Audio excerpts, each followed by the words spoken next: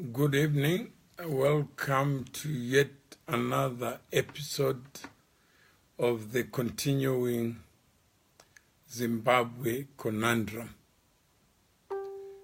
This is towards understanding the reasons for VP Mnangagwa's dismissal.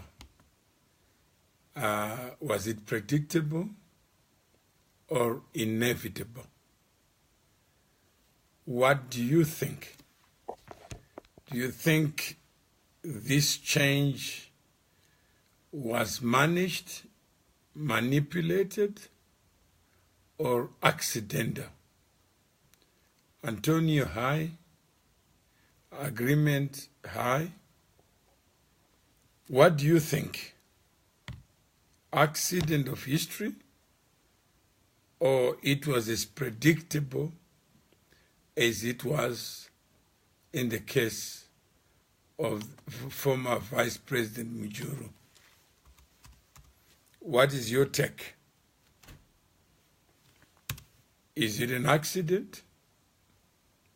To what extent is the First Lady the instigator of and manager of this project? Was it a project, or simply it was within Mnangagwa's control to manage it? What is your take? What does the Constitution provide? And what are the rules? The dismissal letter seems to suggest something. I'll just let me post the provision of the Constitution, and then we can read it together. Some of these things, in hindsight, they would appear to be programmed and predictable.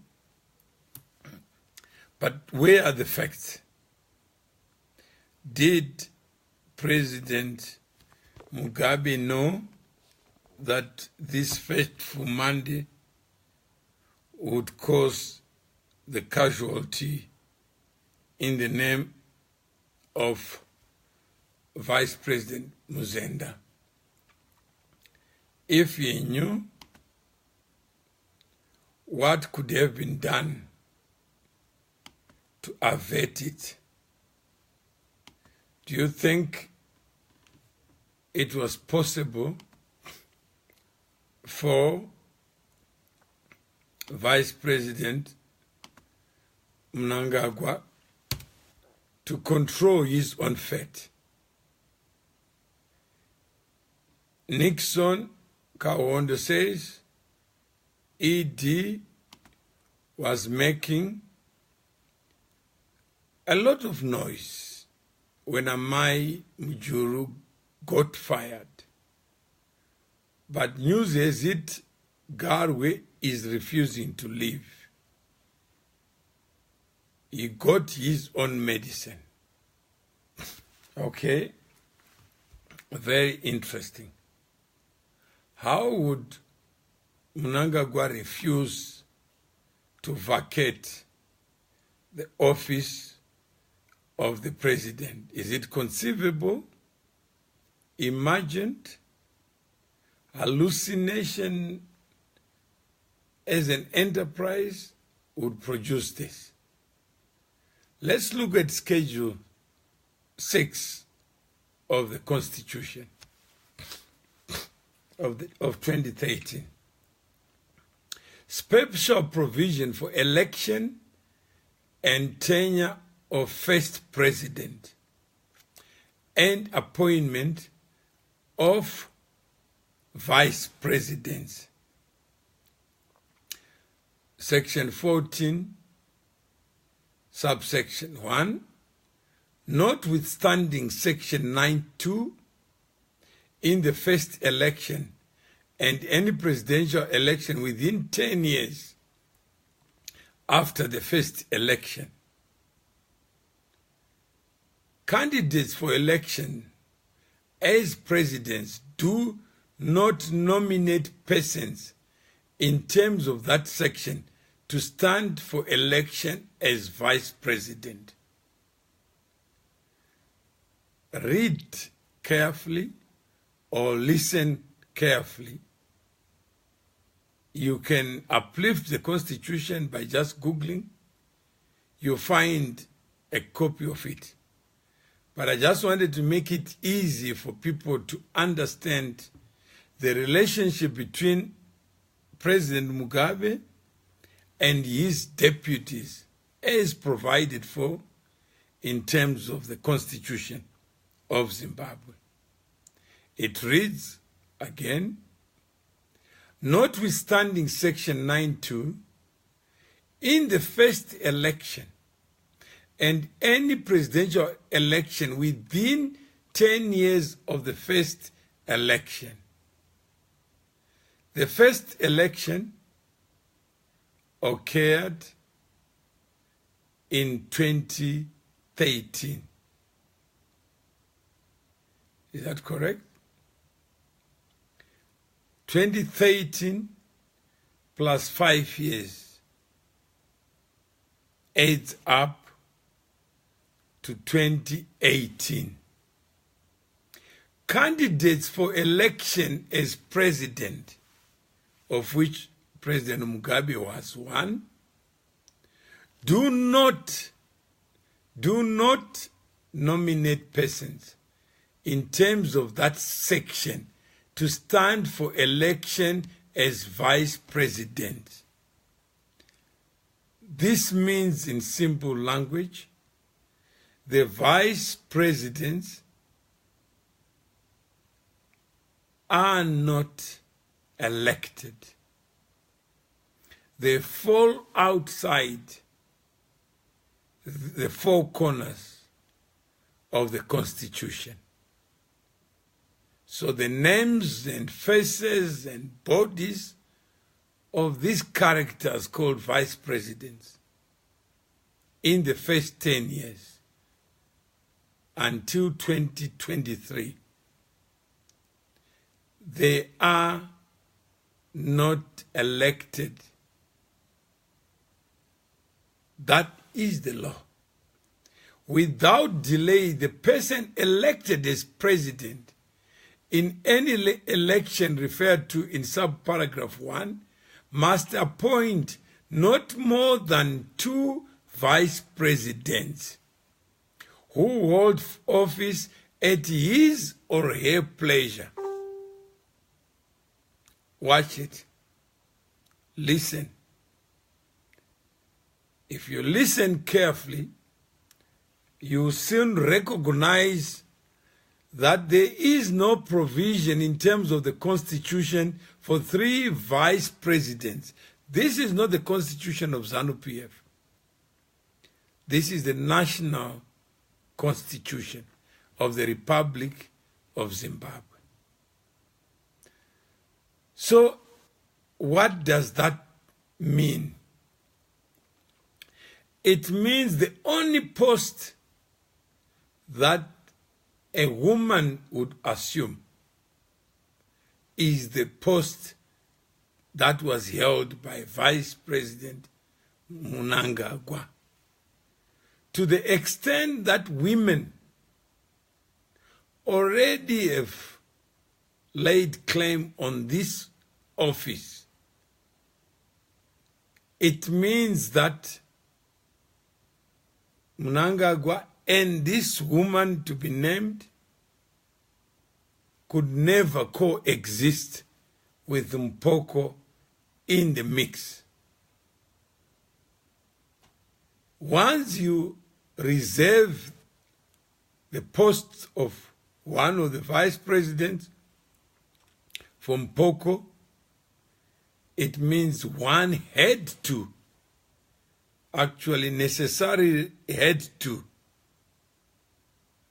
vacate office, either being pushed out, encouraged to leave, persuaded to leave, manipulated to leave, but the die was already cast. That was known. It was not a secret. It was pursuant to the limitations imposed by the national constitution. Where one vice president is appointed, in terms of subparagraph 2, that person is the first vice president for the purpose of this constitution. 2 vice presidents are appointed in terms of subparagraph 2, where the 2 vice presidents are appointed in terms of subparagraph 2, the president may from time to time nominate one of them to act as president. Nominate. Nominate, not appoint. Wherever he or she is absent from Zimbabwe, if there is no absence, there is no nomination. There is no acting. These acting provisions only relates to 2 events. 1, absent, or is unable to exercise his or her official function through illness or any other cause. So far, this has not happened.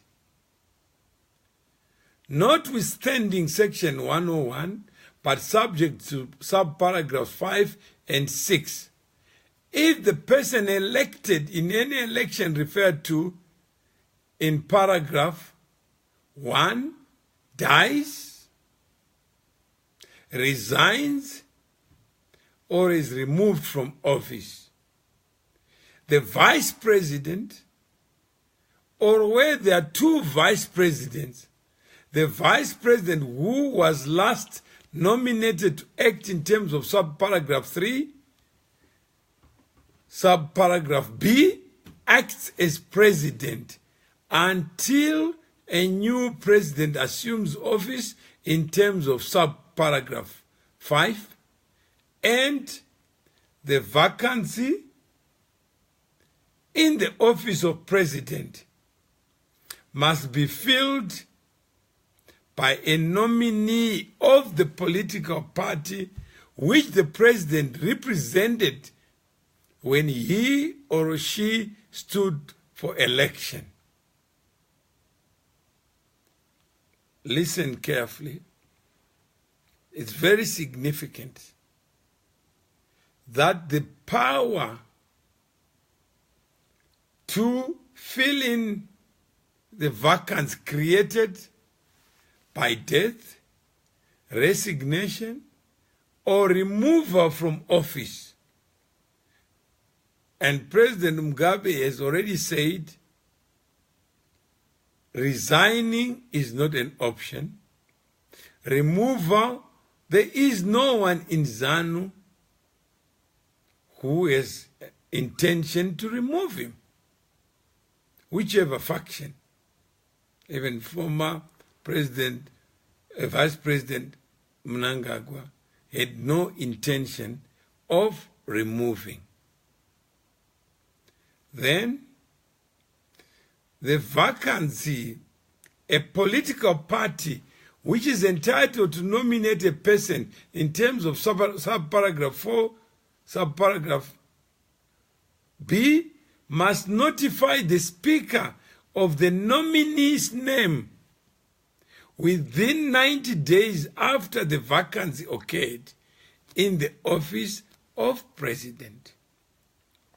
And thereupon, the nominee assumes office as president after taking the oath of president in terms of Section 94, which oath the nominee must take within 48 hours after the Speaker was notified of his or her name. In the event of the death, resignation, or removal from office of a person who is elected president in an election referred to in subparagraph 1 and who did not represent a political party when he or she stood for election, the vice president, or if there are two vice presidents, the vice president who was last nominated to act in terms of subparagraph 3, subparagraph B, assumes office as president. Notwithstanding any provision of the former constitution, the following offices which existed or on publication in terms of Section 8 of the former constitution, namely President and Vice President, Prime Minister and Deputy Prime Minister, Minister and Deputy Minister, continue in existence until the effective date when the President assumes office under this constitution, and the persons who held those offices remain in them accordingly. So that's where it is. So if you can do your arithmetic, you can then understand why the party is so crucial in terms of who controls it or who should control it. That's the fountain of succession. Whoever controls the party controls the succession in terms of the constitution. So, anyone who stands to lose by having a wrong person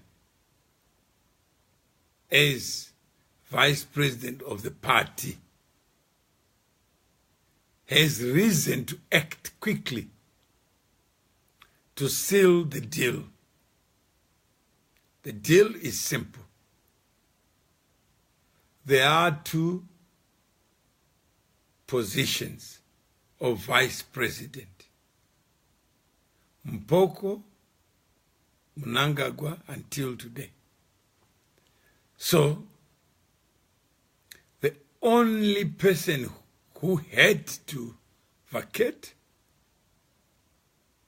because he couldn't be trusted by women anymore, was Mnangagwa. He just had to vacate. No compromise, no, I think, equivocation.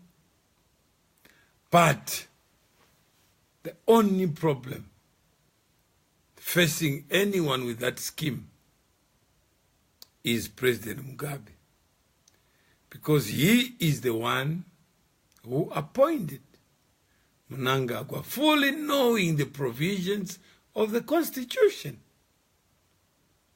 and the possibility that he could exit as contemplated in the Constitution.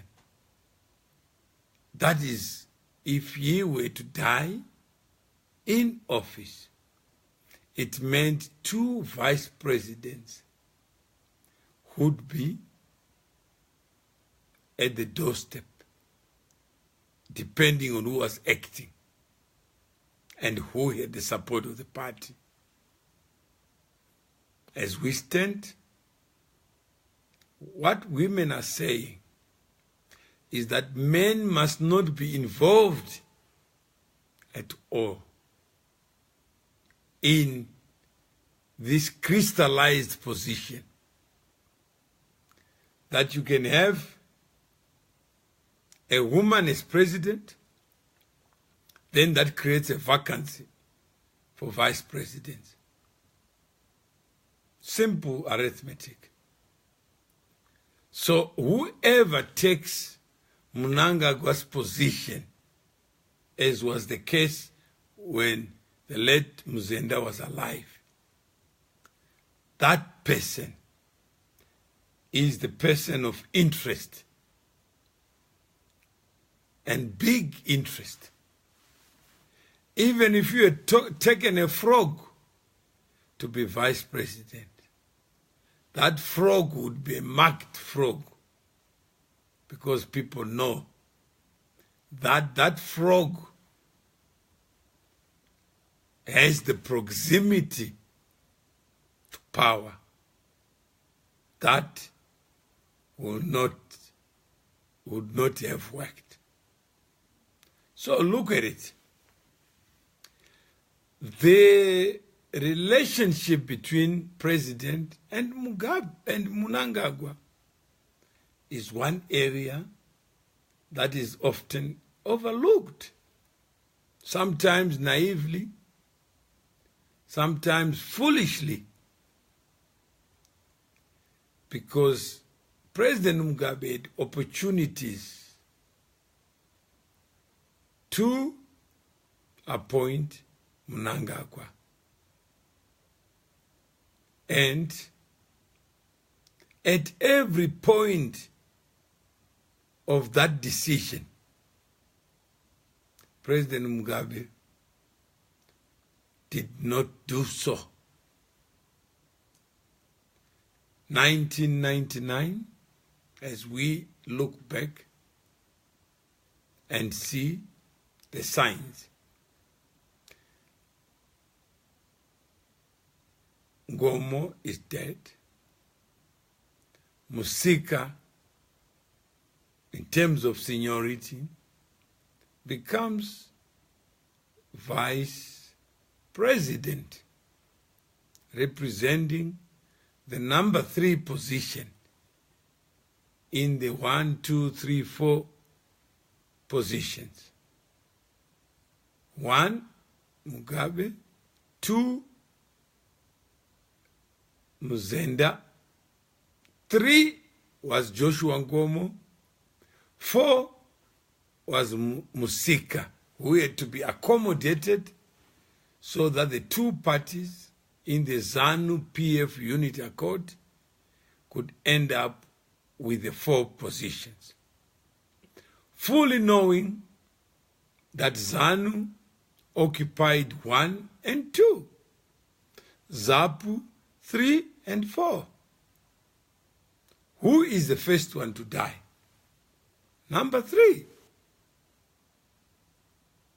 And it was self-evident that number 3 position will be taken up by number 4. That's Musika. And there was a vacancy for number 4. So it meant the 2 senior positions of ZAPU no longer were relevant. So the post was subjected to competition as nobody had ever contemplated Joshua Ngomo dying and creating that vacancy. The vacancy having been created, and at the time there was a new constitution that was in the making, for which there was going to be a referendum in the year 2000. So it was Mnangagwa's expectation that he would be number 4, which meant he would be the national chairman and prime minister in terms of presumed ability, stature, and he was seen as a senior minister then. grace was not evident in terms of management of that. Mnangagwa competed and lost. John Gomo won 6 of the 10 provinces and became national chair. Mugabe did not interfere. He didn't take sides. But everybody assumed, including Mnangagwa, that Mugabe wanted him for the top position. I guess Muzenda also wanted the top position, but he died in service. Joshua Nkomo also wanted the top position, but died in service. Musika also wanted the top position, but died in service. When Muzenda died, it was rational expectation that this was ED's time. Therefore, he would assume the position of vice president and de facto successor. And that did not happen. That failed. So there was a Karanga argument. Vice President Mzenda died in September of 2003. The next Congress was in 2004. Mugabe was not in a hurry to fill the post or to appoint anybody. It's significant because the events of today will show some consistency that must be respected and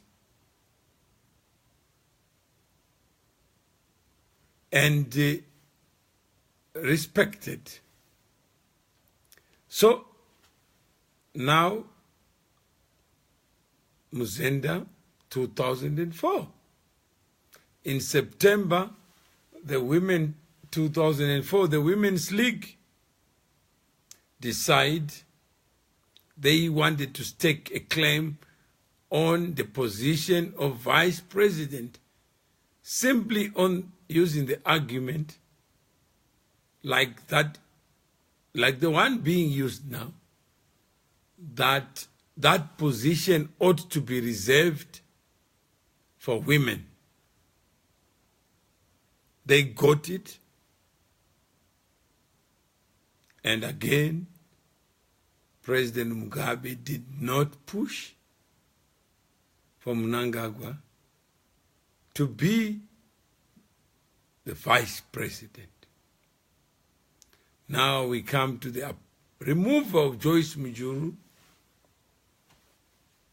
and the appointment of Mnangagwa. To Mnangagwa, this was long in coming. He had waited so long. But in 2004, Miss Mujuru, without the First Lady, the same First Lady would not have been Vice President. That is for certain. So she played a big role in positioning, ensuring that Mame Mujuru would be the vice president. And in 2014, that was clear that Vice President Mujuru was no longer the woman wanted. So the argument, simply put, was that the vice president must not be elected.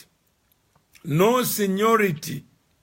Vice president must be assistant to the president. And therefore the Constitution reflects the spirit at the time of Vice President Mujuru. It's a removal or invitation to exit, which she did without facing the Constitution. So here we are in 2017, November. It's clear that over the last 37 years, Mugabe had no preference at all for Mnangagwa to assume the position. In appointing Mnangagwa to be senior, to be vice president, the issue of succession had never visited Mugabe. Obviously, Mugabe, the only exit option was death, and he was not about to die. So it was not urgent to deal with succession, although people said he was old. He never accepted that version. So we then see a real change. No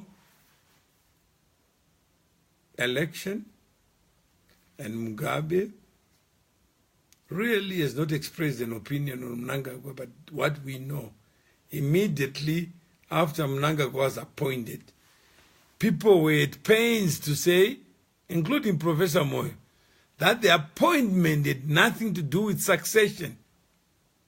It was a cul-de-sac. There was no intimation. In fact, the president clarified the position and set out the record straight that I have not appointed a successor. Yet the public still expected Mnangagwa to be senior. Even this whole conversation about coup d'etat, Grace doing this or that, the appointment of Mnangagwa had nothing to do with Grace, I would assume. It had to do with President Mugabe trying to balance forces with the removal of Ms. Mujuru, who had some senior people who also faced the guillotine. So Mnangagwa, maybe perhaps not himself, because he knew he ought to have known, and he must have known, that there was no vacancy. But the people around him, I think, actually said it's Mnangagwa's time. It's revenge time. Mujuru is gone. It's our time. They looked at the clock and saw the clock was reading Mnangagwa. Tick, tick, tick. Mnangagwa, Mnangagwa, Mnangagwa, Mnangagwa. They began to celebrate and congregate, associate, and elevate the stature of Mnangagwa above everybody else. But for the real people who knew the management of the exit of Mujuru, they must have been flabbergasted to see the harvest of their project going left when it was supposed to go right. At the time, they couldn't assert the First Lady because she just stepped into the lion's den of politics. And obviously, President looked at her as a normal wife. And obviously, they had to persuade him through management for him to accept that his wife could be a political actor. This is a president who trusted war vets, president with a rear view mirror, that extended 50, 60 years of memories. So he was not about to leave his comrades. So it became a combination of the past and the new. But it was to be short-lived. And indeed, it was short-lived. The war vets are setting an argument that the successor ought to come from their class. And in their class, Mnangagwa was the most qualified to do so, using qualification and seniority, which had failed in the first place. But nevertheless, it was very attractive. They used it. What then happened? It meant Mnangagwa became a de facto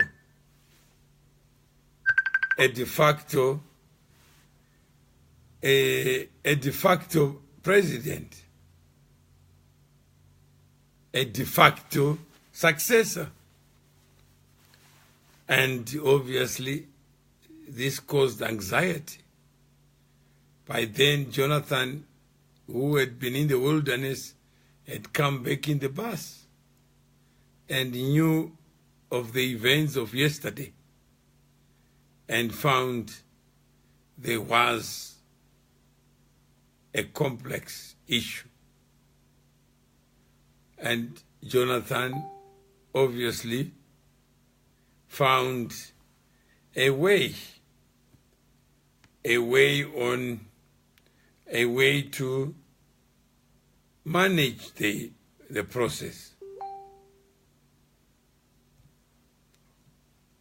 And this happened, and we are now where we are.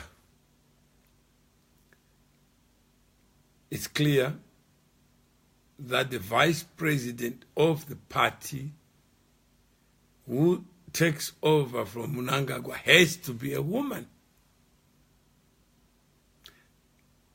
And that woman has to be the successor. If between now and 2023, if Mugabe wins the elections next year, as they expect, it means this woman, whoever she is, will be very critical. Obviously, consistent with this, Mnangagwa, the president had to appoint the president of the Senate as interim president, presumably until the Congress. They may decide to keep the Kgalema Motlanthe model, where the president of the Senate would be a caretaker and titular president in the government. And then the first lady would be the vice president of the party. That's the worst position. Knowing what happened with Mamjuru, it means the president of the Senate will be a marked woman because she can't breathe. If she becomes too excited to be vice president, they will cut her tentacles quickly. So she has to appear not to want the post for her to survive.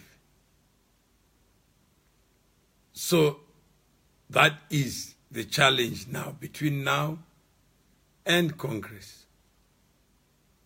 Can you really trust another woman who has been peripheral in the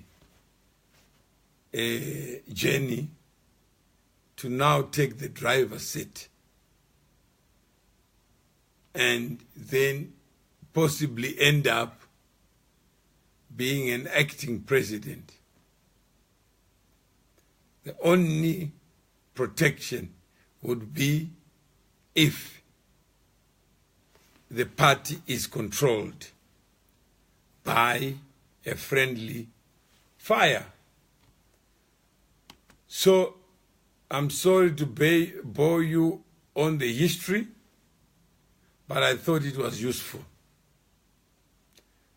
to just give a historical perspective, and so that we can see what is real and what is imagined. Kwa N says it's like a puppet show. Most of us no longer understand Zim politics. I guess you may not understand it, but it's very simple. It is digestible, understandable, predictable, inevitable, and actually interesting.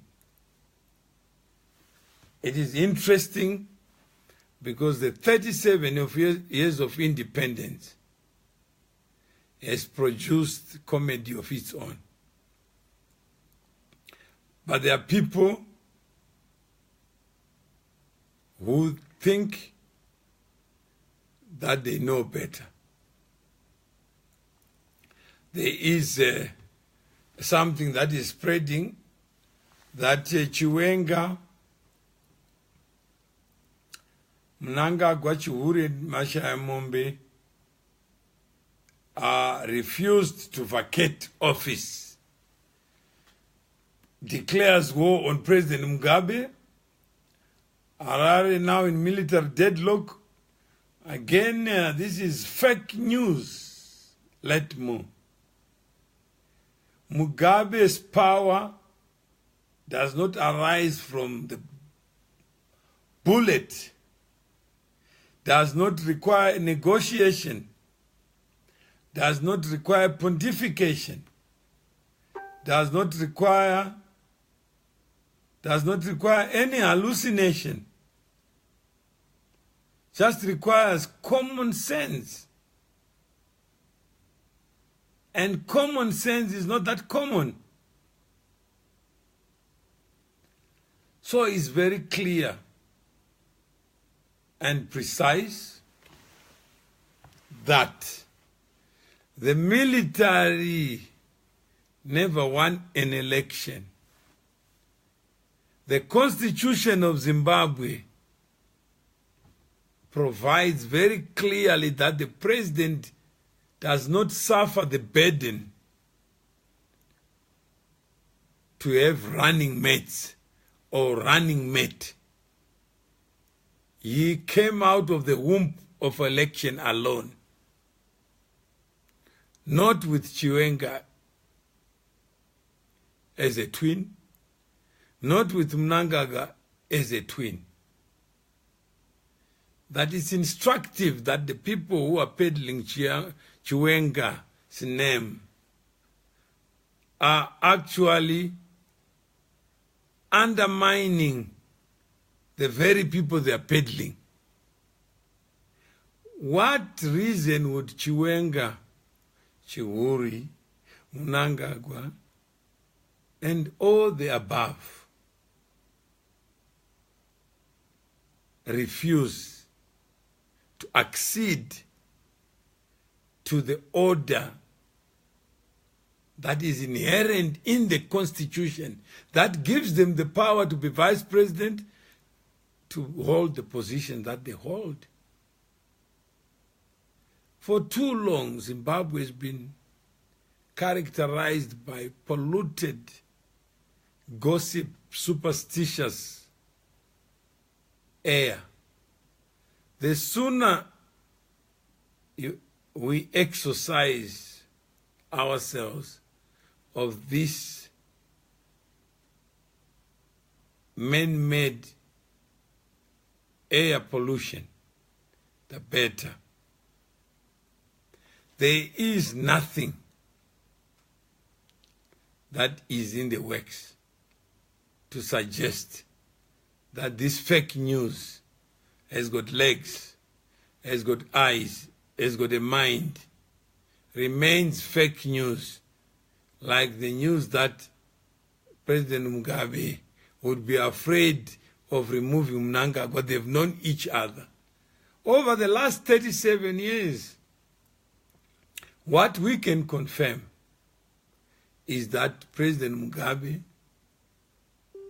had no name of a successor, and that is the truth of the matter. Zero name. Zero. And Mnangagwa could have hallucinated, could have believed otherwise, but that is what it is. We can't change facts to suit certain narratives. Okay, Steve Rengo says information right now is very critical to understand this Zimbabwe situation, I guess. We cannot avoid being factual. Let's try to gravitate towards facts, and then we can at least know what is the way forward. This is the time where all prophets of Zimbabwe need to come together and pray for their country.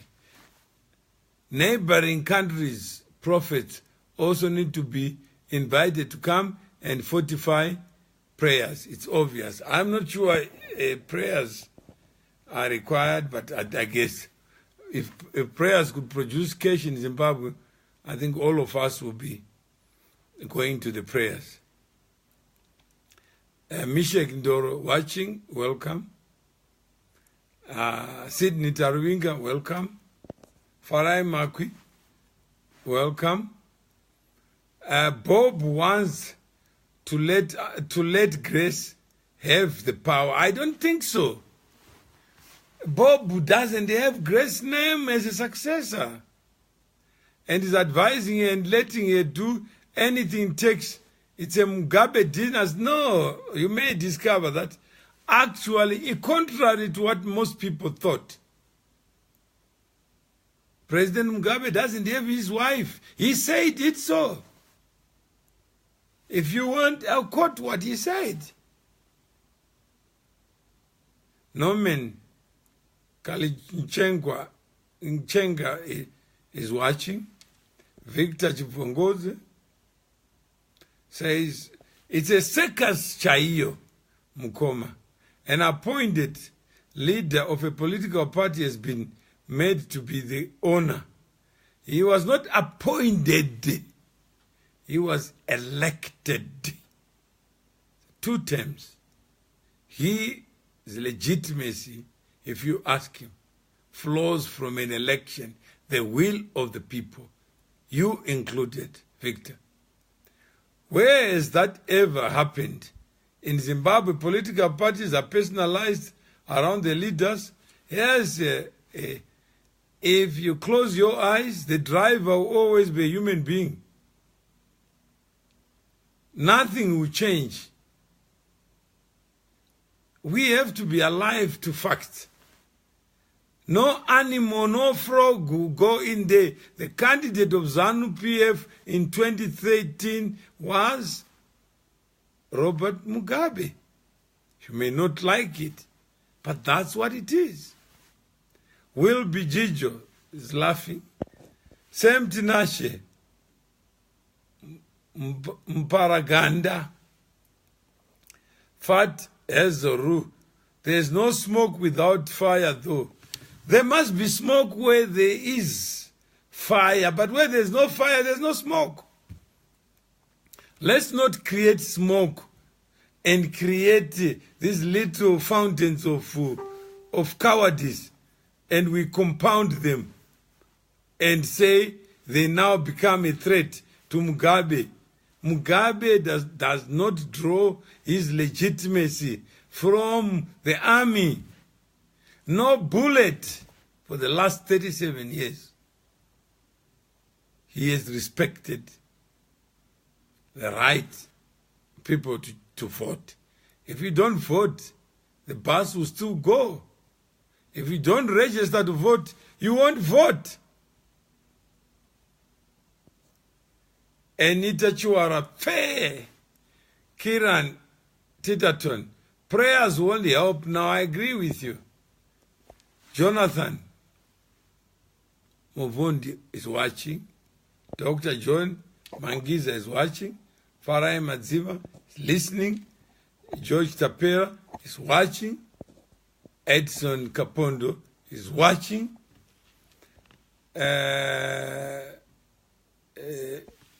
What name have been placed as possible successors?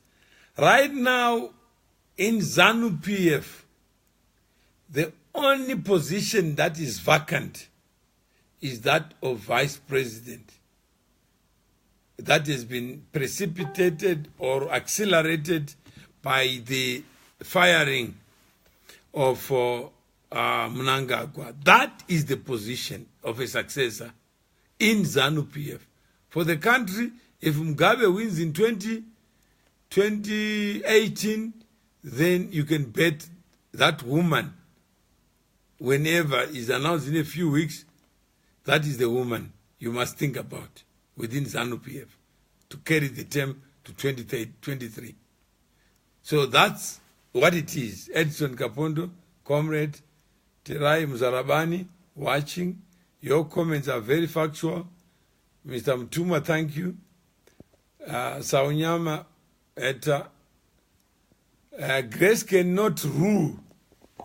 She is simply doing what many have failed, ousting those they see as corrupt and denying the people progress.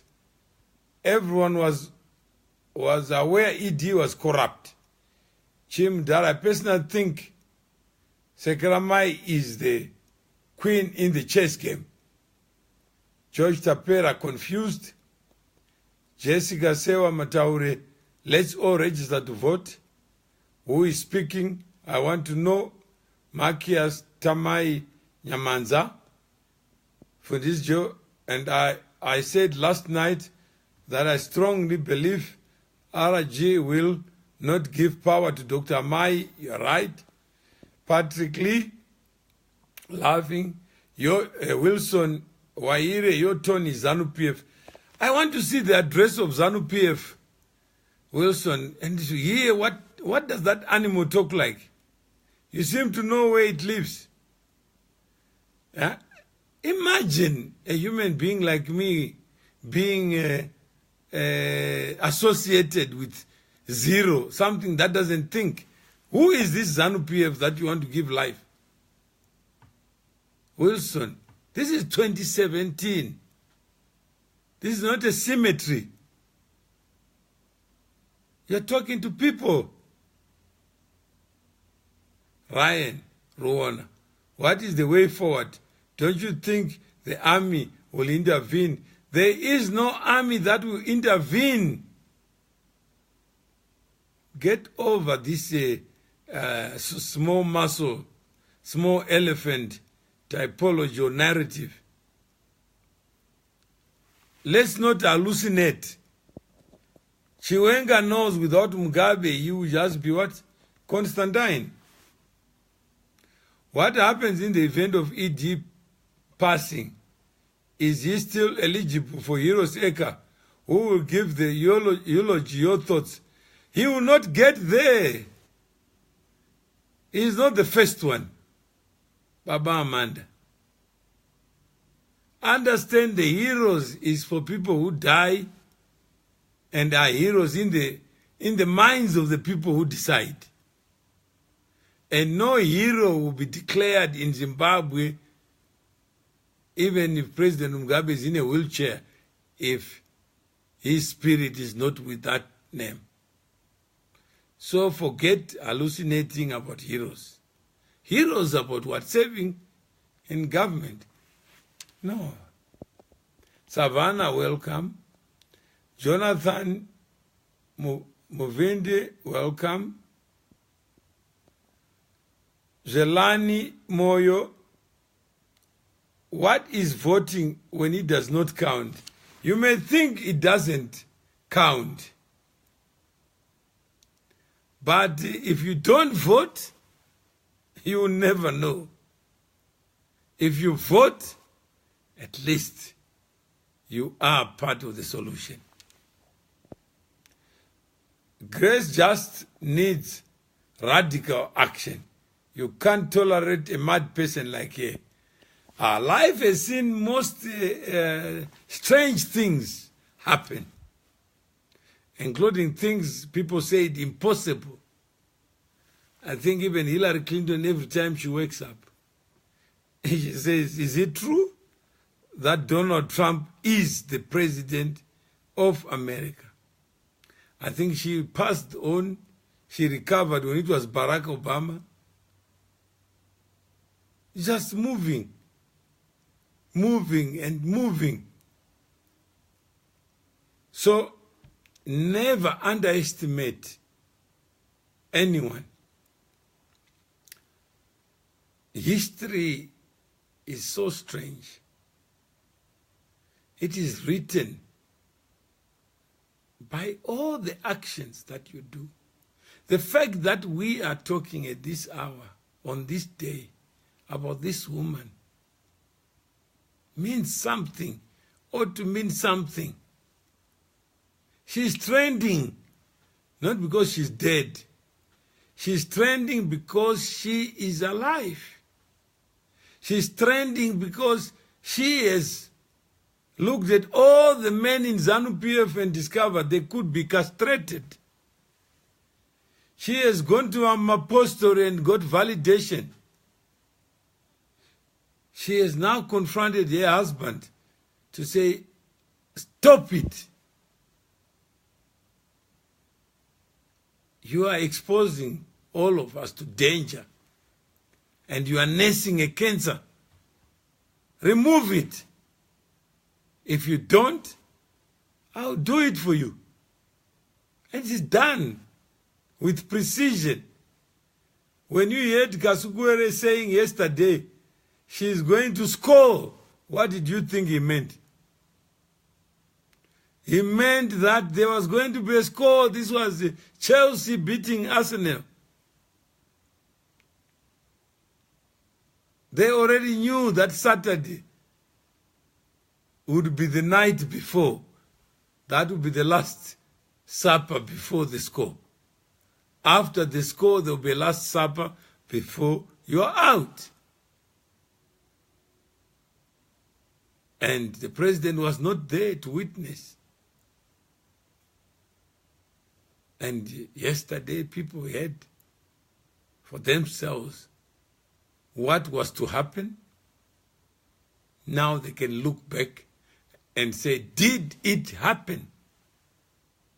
If you have any doubt, then history will remind you that it doesn't lie. Melton, watching. Kiran, Tiraton, the woman VP will be Grace Mugabe. You bet. There is no other woman with the balls to stand in front of the people and say, this man, ED, you are smelling. And I decree that any smelling VP who boos the boss must vacate. It happened. Must tell you something, you and me, that play with fire, you get fire. Justice Chinovu, Mr. Mtuma Mawere, I think you mean me, Norbert Nyandire, why do you support anarchy in Zimbabwe? I don't support anarchy.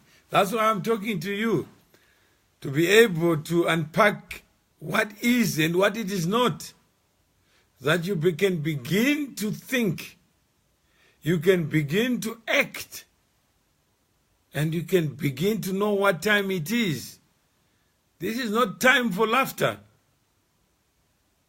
This is time to reflect, introspect, understand. If you don't understand, if you don't comprehend, that's something else. Jessica, then it automatically means Grace will rule once she has been appointed as vice president. I'm saying in ZANU-PF, in terms of the constitution, let's deal with what is there. I'm not saying she will be. I'm not saying anything is possible. Mubarak is not in office today. Libya, what happened? Osama bin Laden, what happened? All I'm saying, I can't predict the future. I'm not a prophet. All I can tell you is what I know of today. I don't have any crystal ball. Then Witness Zulu, Mtuma Mawere for the president, I am your fault. Yes, we don't need to talk about people.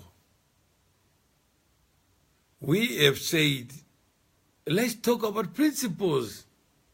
When you look at Vice President Mnangagwa's dismissal letter, it must tell you something. And you must be scared, like everybody,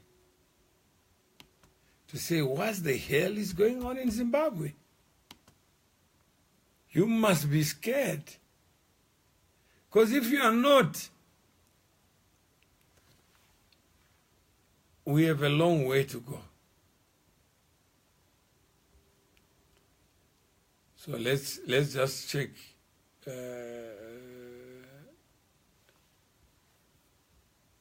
Okay.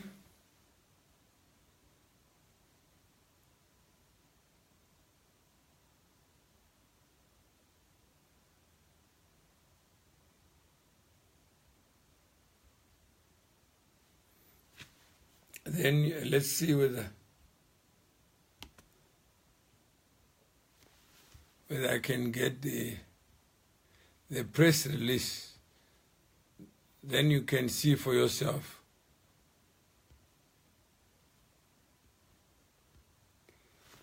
It says the vice president has consistently and persistently exhibited traits of disloyalty. This is interpersonal. You can only be disloyal to somebody. Disrespectful. You are appointed to respect, and you are called that you disrespected. Deceitfulness in relation to another. Unreliability in relation to another. This is not a dismissal based on principles that we have differed on policy matters. So it shows that Mnangagwa's worldview and Mugabe's worldviews are the same. The difference is the same. So, President, let's talk about principles, witness. Not talk about the individual. Saunyamameta. Well, there's methods to a madness. Let ye be. Titaton, tell him, Malume, Mr. Mtuma is Grace, not that woman. This one is obvious. Let's put money on the table and see this one coming to pass. Yeah. Isaac, Maanya, it's true. Tita Tony, amen. You're speaking a big volume of sense, big man. Robin, Meda, Mali, Lasmus, Khalani. Who is the opposition? I don't know. But we need to know which change are you going to bring then. I don't have any change in my briefcase. Any Paspano can he deform his own party What's your perspective? I don't think so. He has invested so heavily. I think right now he needs a doctor to check his heart. He had invested so much in Mugabe when Mugabe had not invested in him. Tanyara Zanimbare is the beginning of the end. Chisingaperi Shinoshura. Maxwell Chakomoka watching. Karen Titaton watching, and Govere watching, Justice, and some news trending that ED has left the country. That's what they're saying. Charles Ungwe is watching. Blessy Piri is watching. Marcus Nyamanzapaka Ipa. You cannot deny that is all about the self-interest of the Mugabe family. It's not just or democratic. It is not just or democratic. It must be stopped now before it goes further, and we end up stuck like North Korea. V. Chiruma and Shumba. Chisingaperi Chinoshura. Nasi Zapera.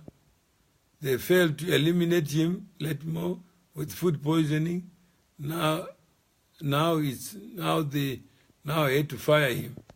This is physical manifestation of what took place. Meshek Ndoro well said. Muvunti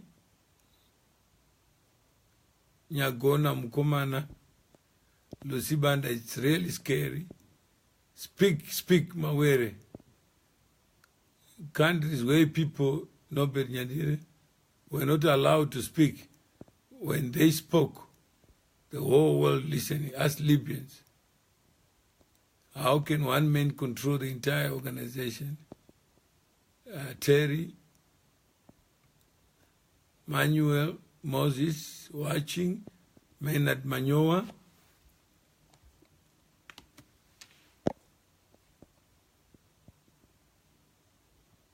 Why are you sharing fake stories about U.S. Embassy on alert or something shut it down? The U.S. Department of State and Embassy rejected this.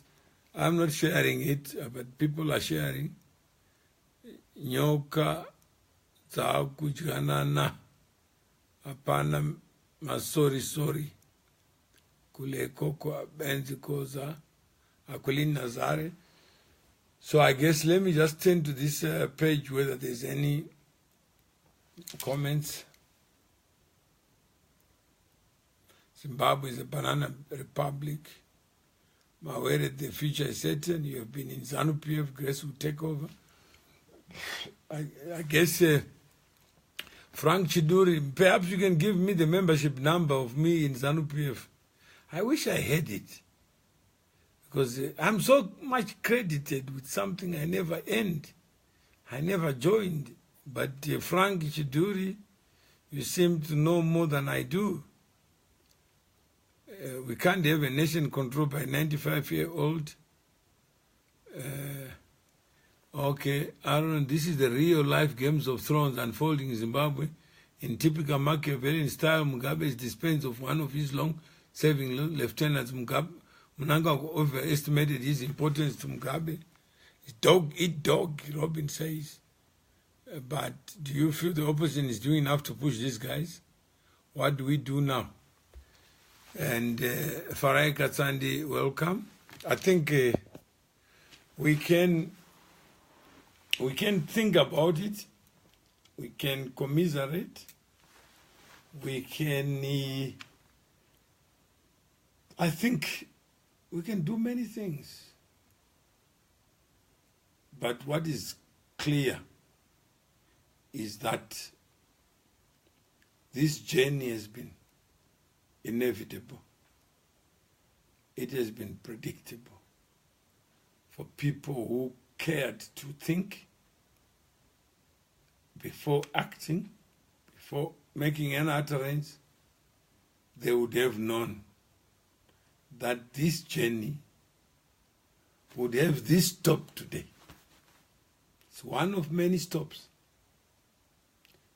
Some will leave the bus, others will pretend to still be in it. But where is the bus going?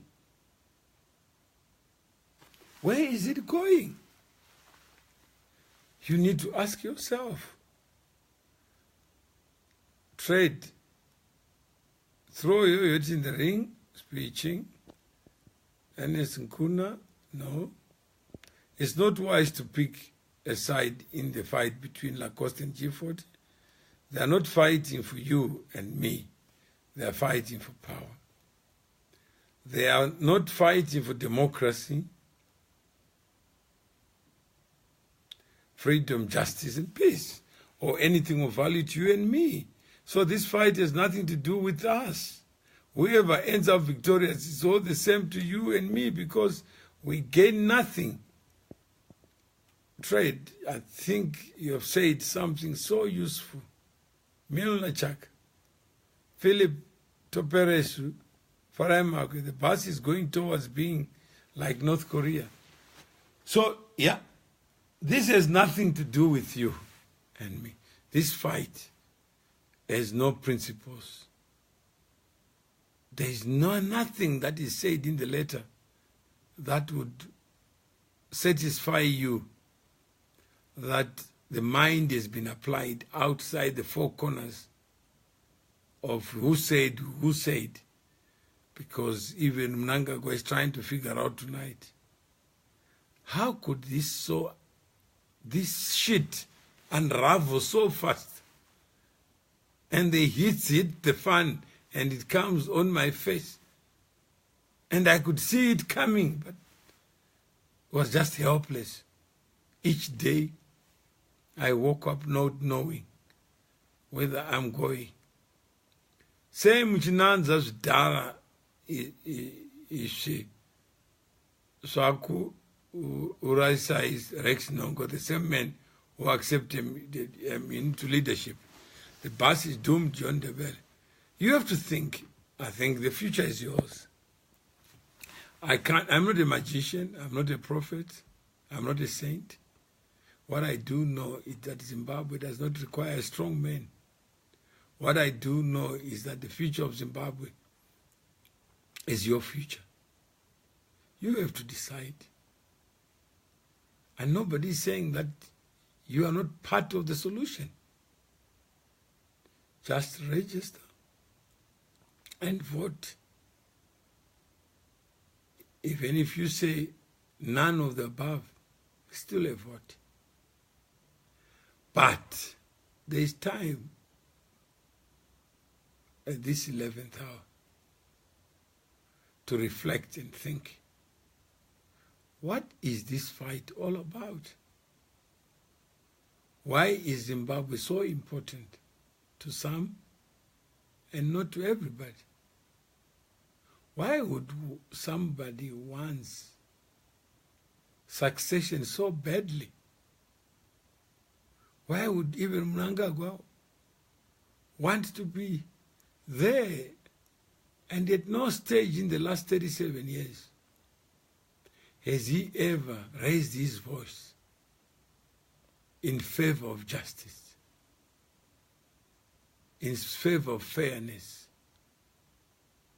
in favor of equality, in favor of inclusivity, in favor of diversity, in favor of the rule of law, in favor of constitutionalism, in favor of separation of powers, a fundamental tenet of the rule of law? Why is it that people cannot take the hoods and leave the trees and say what has been going on? If the First Lady did not stand up, where would Mnangagwa be today? What would he be saying about the current state of Zimbabwe and the direction it's going? What would he say about you? What would he say about your dreams? What would he say about the person he met in 1980? Celebrating, filled with optimism, euphoria, and fastened seatbelts, and assumed the pilot knew where the plane was going, only to arrive in 2017 on this day of the Lord, 6th November, and say, where are we? Where are we going? What time is it? What would he say? Somebody is asking me, what must we do? I think Jesus was asked the same question. What must we do? Musa, you are clothed with all the authority any man has to decide what must be done. And there is a lot that can be done. And indeed, there is a lot. If we understood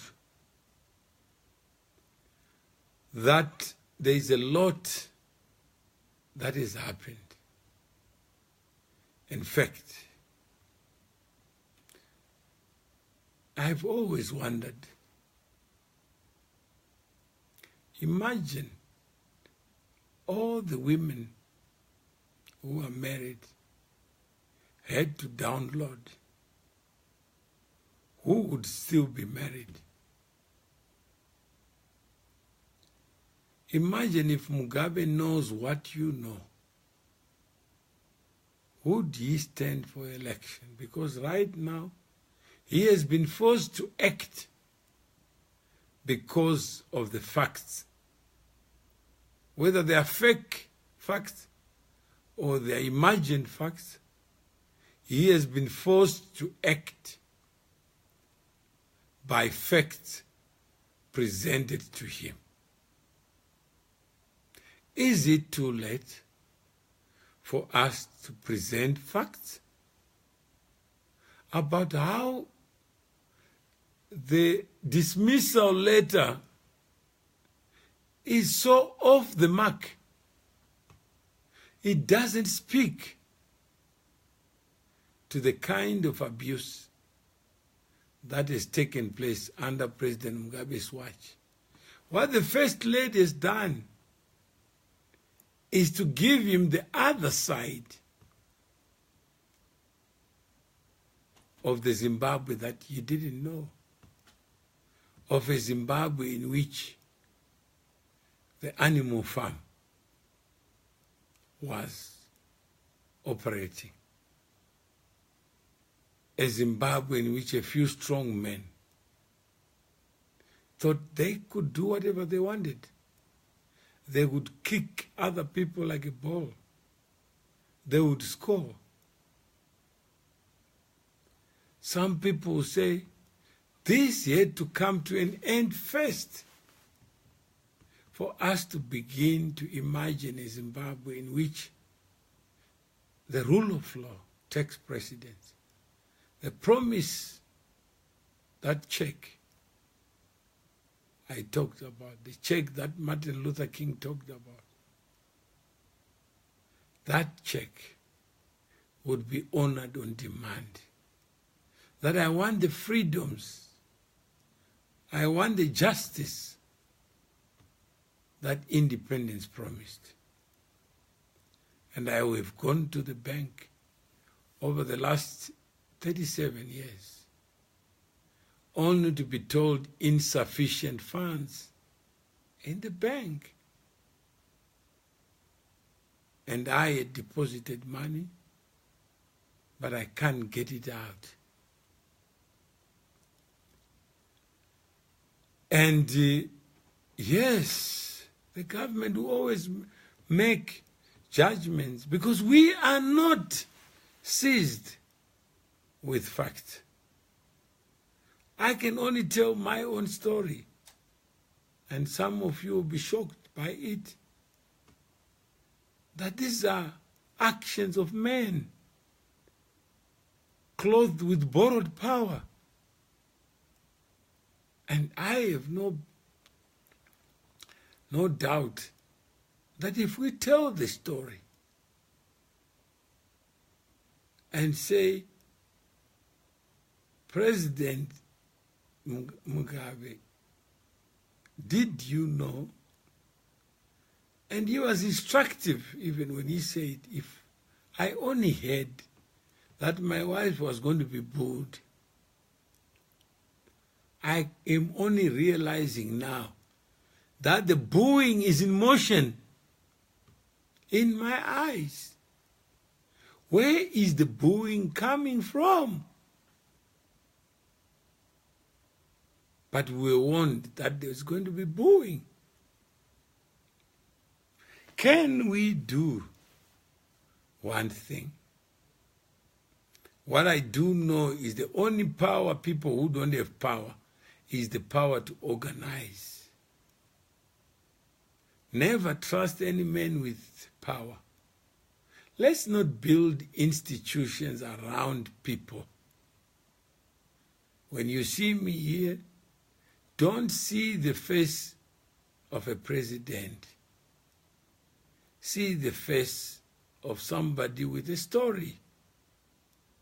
And when we start telling stories, like the First Lady, some thought it was folklore.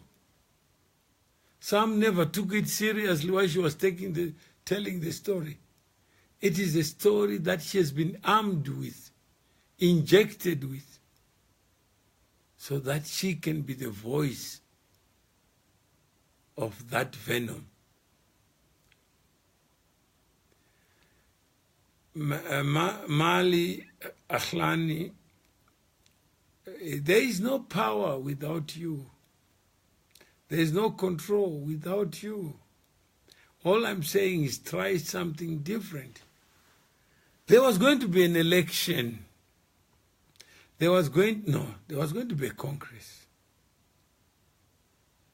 Everybody thought that there was going to be a Congress. And the life of this man called Mnangagwa was going to be valid for 5 weeks as a castrated vice president.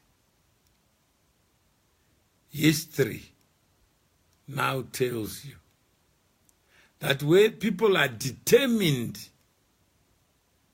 to achieve something, even what is in motion can be diverted. Let's think. Do you think President Mugabe knows everything that needs to be known?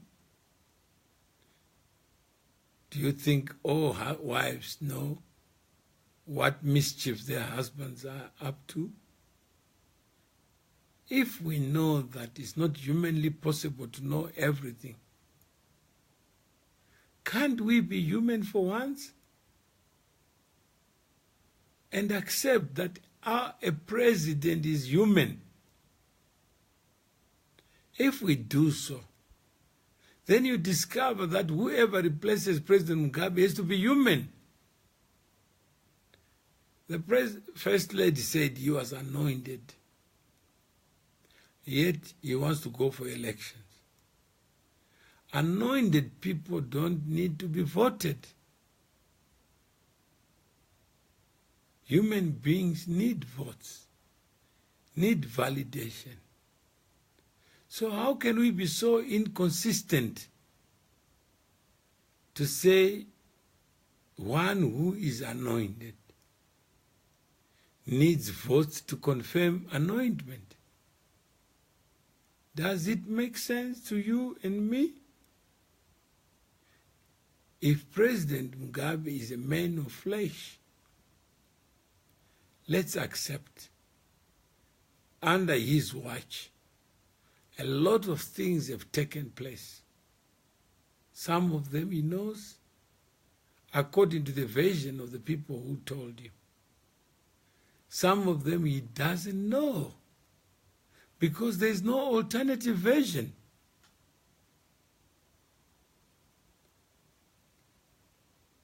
And I think when people know better, they also act better.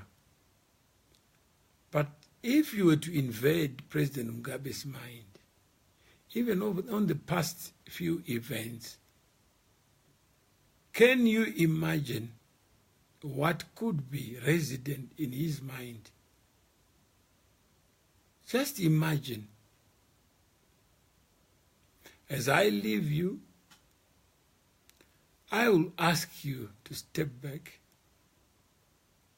Take a few minutes to imagine. What are the thoughts that have visited President Mugabe over the last few days? How much of those thoughts are informed by gossip? And how much of those thoughts are informed by fact? And how many decisions have been made, which decisions have nothing to do with reality? So let's try to think. Let's try to know better. And if we know better, we will act better. I don't think that the people who architect the demise of Vice President Mnangagwa did not sit down to think. Only a few weeks ago, do you remember that it was reported that Kaskwere was finished?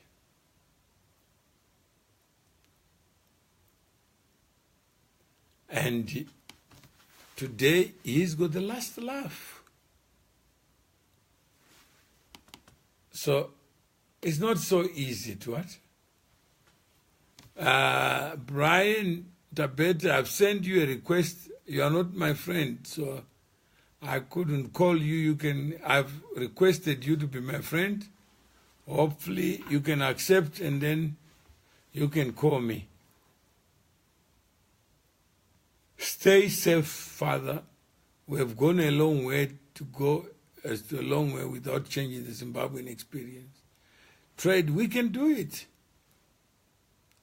We have been inspired, we have been ignited to know this mountain is no more. It's like an anthill. We have been reinvigorated. Let's imagine, Musha, you don't need help, because you got the help in you. It's your country. You may discover even President is thinking that he is doing it in the name of the people, because that's the version he knows. Zimbabweans, welcome. Let's not assume that being a president allows you to know that which you don't know. Let's try to build a Zimbabwe that reflects the promise. You may discover actually that Muusha, your voice is pregnant with power. Use it. Use it. because it is your voice.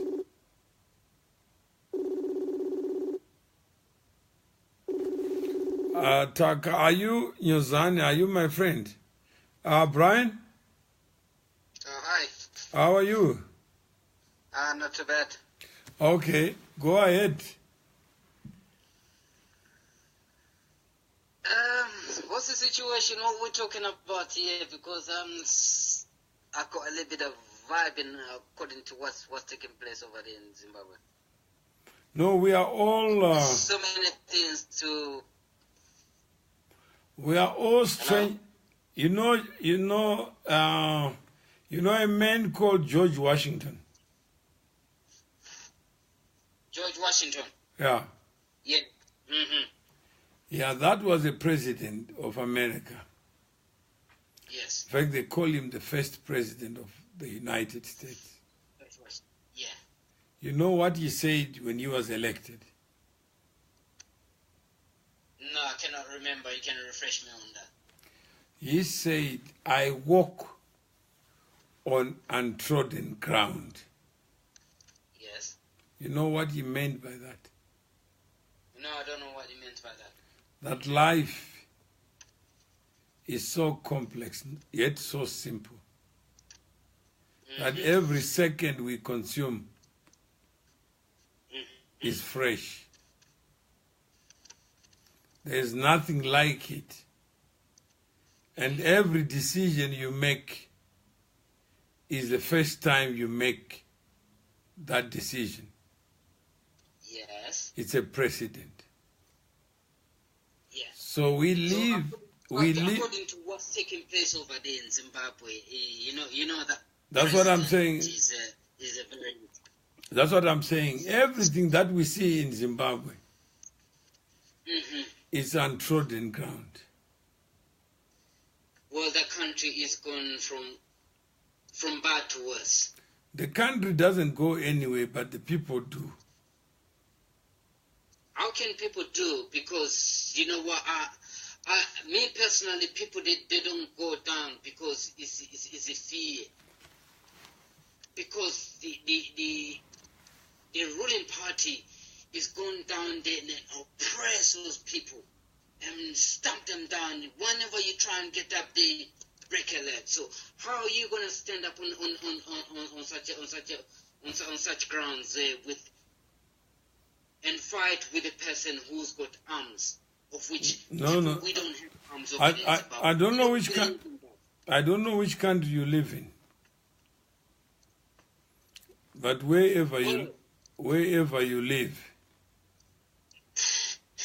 just wherever I live. Yeah, I said just according to what I've seen myself. No, I'm just saying I'm just talking. What happened to me in the 80s? Okay. I cannot keep on dwelling into that. Those are the past. You understand? Okay, so I'm just saying this moment, this government that has been ruling over there is doing the same thing. Whosoever try and come up, you will always break your legs and stamp you down. Okay. So I'm just saying that from what I do know, yes, is that we are human beings have the power of causation and agency. But where? Okay, can I ask you a question? You talking to me, and where are you? Are you in America, UK? Are you abroad? I'm in South Africa. You're in South Africa. Yeah. You flee the country. That's why I didn't flee the country. We're talking. Do you understand? No, I didn't flee. 30 years I've been. Yeah, I'm talking to you because now we're seeing the situation is different over there. But then the people who are over there, who are facing the difficulties over there in Zimbabwe, they haven't got no saying like we can open our mouth. No, I'm just saying is that the power. I got two eyes. I've never seen a president. 2 eyes, and I've got 2 eyes. We all got brains in there. Now people, we Zimbabweans, we are abroad here.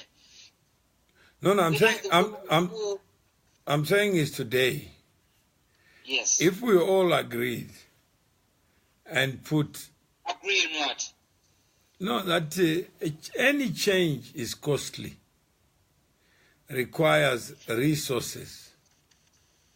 The people on the How ground, can we change?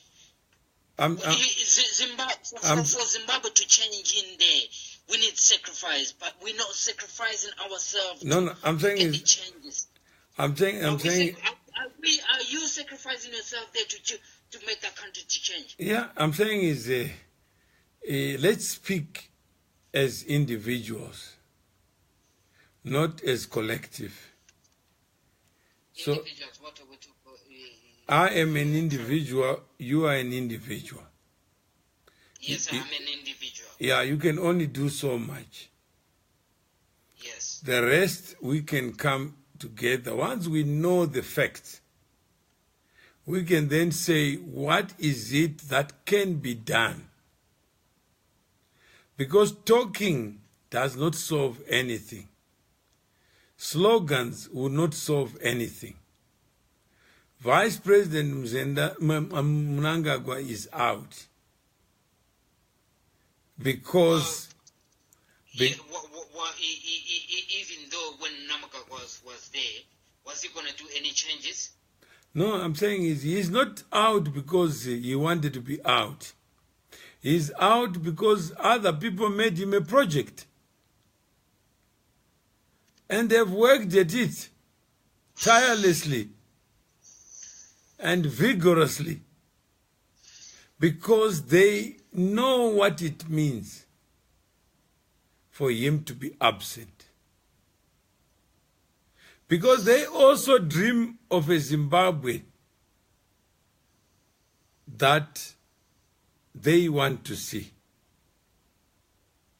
But do you think that, you know what, Mugabe, at this age, now he is intending to change that country to get it back? He doesn't have to change, but you and I have to think outside the box.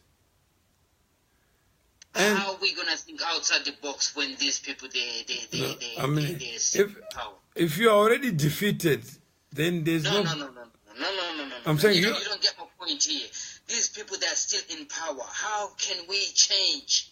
I'm saying is I'm not gonna change when these people they're still in there. I cannot change. The only changes that I can implement over there is to put force and get these people out. okay. I'm saying is how are you going to do it? Maybe you can. How am I gonna do it? Yeah. I was talking to what do you call the VON this radio channel. Yeah. Yeah, I was talking to them the other day. I was listening to everything was and said what according to what's taking place in Zimbabwe about these the votes. Is there any need for us to vote and the people that should go and register? I said that this is waste of time. We've been doing this for 37 years, and we're still getting the same results. So I'm saying, what is your considered suggestion? The main thing what we can do. You've seen what happened to Spain. We should. I'm saying, what is it that you think should... All I'm thinking is to go out and demonstrate and get these people out by force. No arms. I'm not into fighting and all this. So I'm saying, what is your suggestion? Let's assume that Grace Mugabe has got a strategy and is bearing fruit. I don't see any fruits in there. What I'm saying is, whatever she sets us to do, she's implementing. Well, what implementing? What we are going to get over there with Grace Mugabe? No, I'm saying is Birds of the same feather flock together. But what is it that you think should be done? Me personally, the ZANU PF, we should wipe them out and get these people out. So you're saying a shotgun? So a shotgun solution. You take a gun and what? Yeah. Rambo. If I had a gun, I'll shoot one of them. All of them. Pop, pop, pop, pop, and kill all of them. And then there's no need to talk. You seem to have a solution. Yeah, that's the only way. Me personally, if I had a weapon, I'll go down there and just kill all of them. So I think so there is no discussion there. There's no discussion there. I'll kill all of them and put somebody who's able to rule the country and do. So you are going to decide on behalf of the people of Zimbabwe. You take a gun and shoot him, then what? Then you impose a government or what?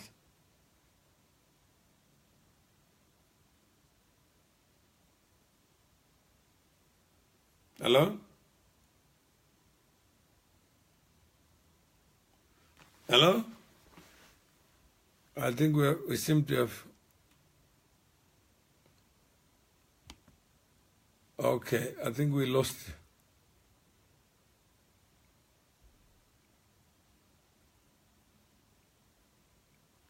I guess there are many questions. Some, obviously, they need to be thought out. And some have given up. And hello? Hello?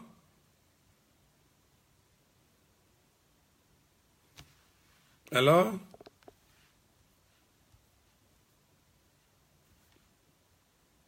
Hello?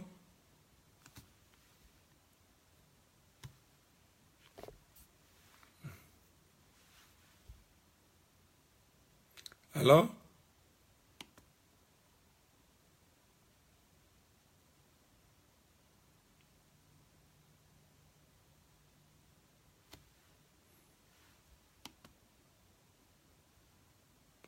I think we lost. So I think thank you very much. I am retiring, but some of the questions I see they are useful, important, and necessary. And let's think. Let's think. And let's think again. There is no harm in thinking. Ideas do matter. Let's invest in ideas. If you think a shotgun would do the solution, then don't talk, do it. But if you think Zimbabwe requires the minds of all those who love it to find each other, to do other things, and then let's do it. Steve, thank you. Relevant conversations require relevant people. So I don't think I got a small head. It's big, but it's small. It can't accommodate all the aspirations of the people. It can't accommodate all the pain of everybody. I am just human, like you. Don't trust another human to do that which you can't do for yourself. Don't wish another human to be a president. And you are complete yourself.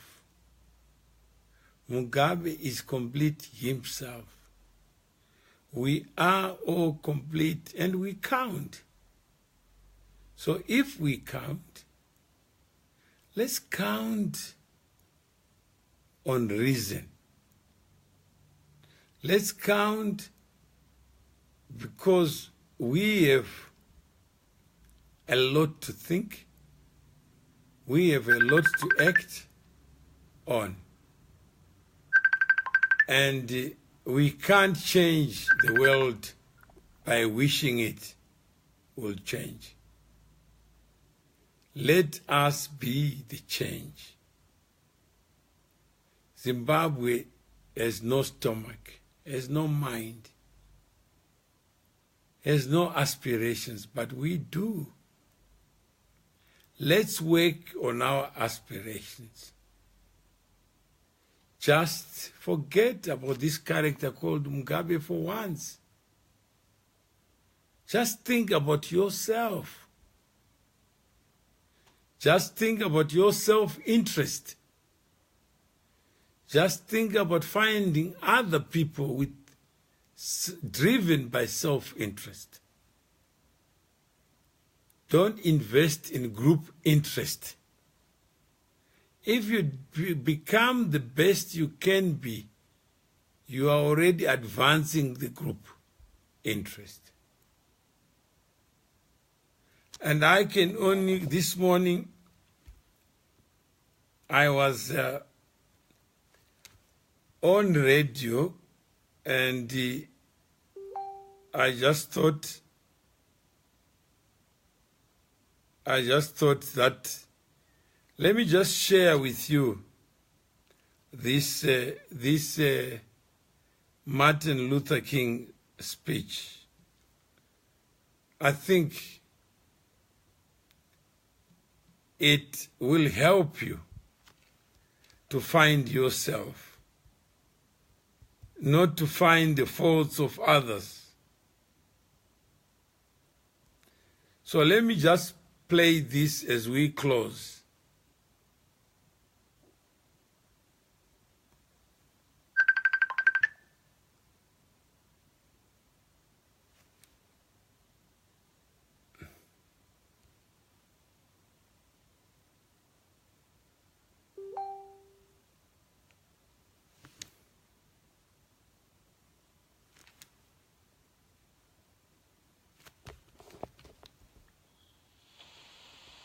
In your various fields of endeavor, you're going to be deciding as the days and the years unfold what you will do in life, what your life's work will be.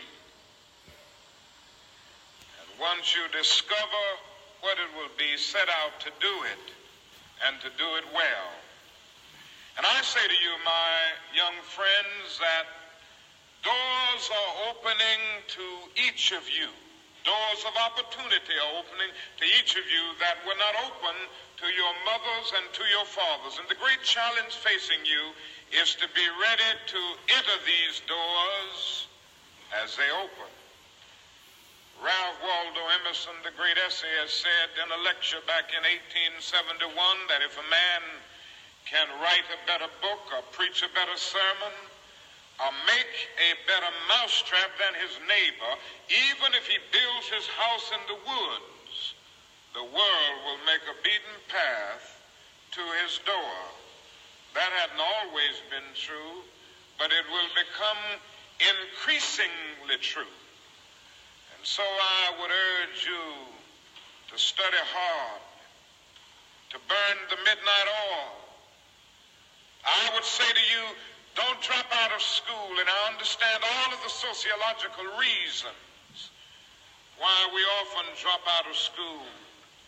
But I urge you, in spite of your economic plight, in spite of the situation that you are forced to live so often with intolerable conditions, stay in school.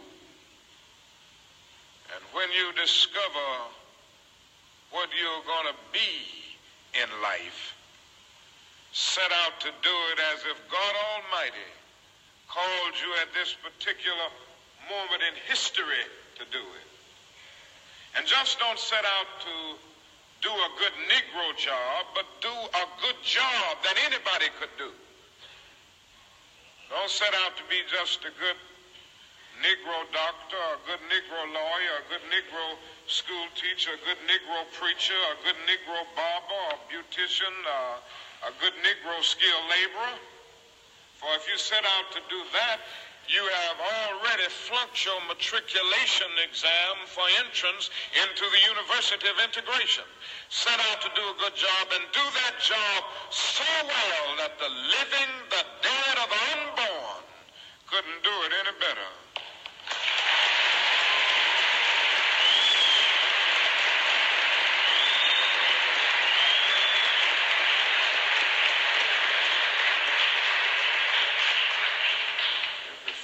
Your lot to be a street sweeper. Sweep streets like Michelangelo painted pictures. Sweep streets like Beethoven composed music. Sweep streets like Leontine Price sings before the Metropolitan Opera. Sweep streets like Shakespeare wrote poetry. Sweep streets so well that all the host of heaven and earth will have to pause and say, here lived a great street sweeper who swept his job well.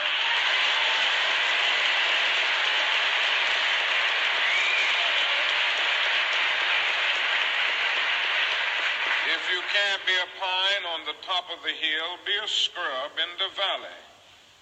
But be the best little scrub on the side of the rill. Be a bush if you can't be a tree. If you can't be a highway, just be a trail. If you can't be the sun, be a star. For it isn't by size that you win or you fail. Be the best of whatever you are.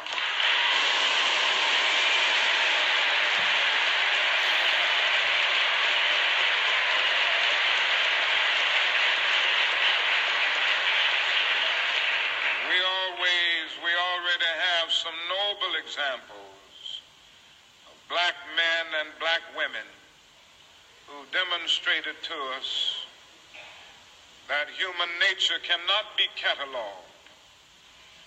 They in their own lives have walked through long and desolate nights of oppression, and yet they've risen up and plunged against cloud-filled nights of affliction, new and blazing stars of inspiration.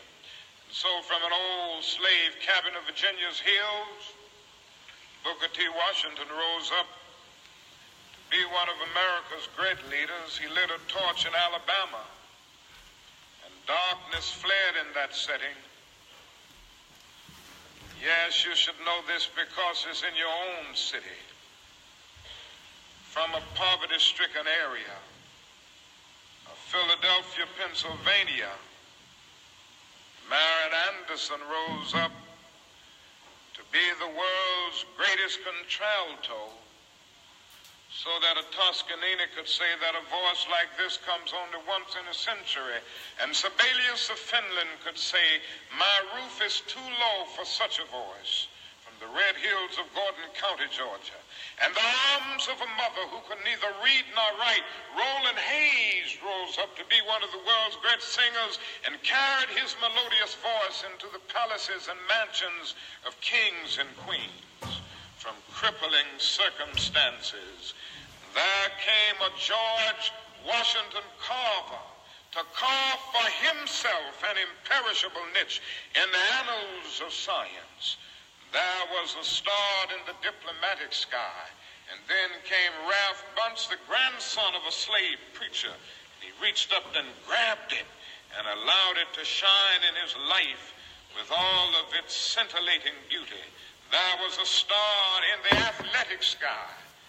Then came Jackie Robinson in his day and Willie Mays in his day with their powerful bats and their calm spirits. Then came Jesse Owens with his fleet and dashing feet. Then came Joe Louis and Muhammad Ali with their educated fists. All of them came to tell us that we can be somebody, and to justify the conviction of the poet, fleecy locks and black complexion cannot forfeit nature's claim.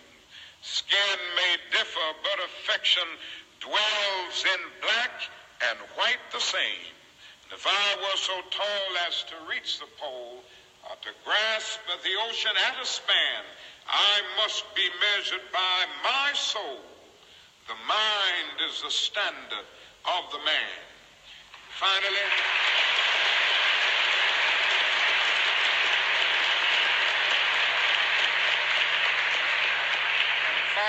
in your life's blueprint must be a commitment to the eternal principles of beauty, love, and justice. Don't allow anybody to pull you so low as to make you hate them. Don't allow anybody to cause you to lose your self-respect to the point that you do not struggle for justice. However young you are, you have a responsibility to seek to make your nation a better nation in which to live. You have a responsibility to seek to make life better for everybody. And so you must be involved in the struggle for freedom and justice. Now, in this struggle for freedom and justice, there are many constructive things that we all can do and that we all must do. And we must not give ourselves to those things which will not solve our problems. You've heard the word nonviolent and you've heard the word violent. I happen to believe in nonviolence. We struggle with this method with young people and adults alike all over the South, and we have won some significant victories, and we've got to struggle with it all over the North because the problems are as serious in the North as they are in the South. But I believe as we struggle with these problems, we've got to struggle with them with a method that can be militant, but at the same time does not destroy life or property. And so our slogan must not be burn, baby, burn. It must be build, baby, build. Organize, baby, organize.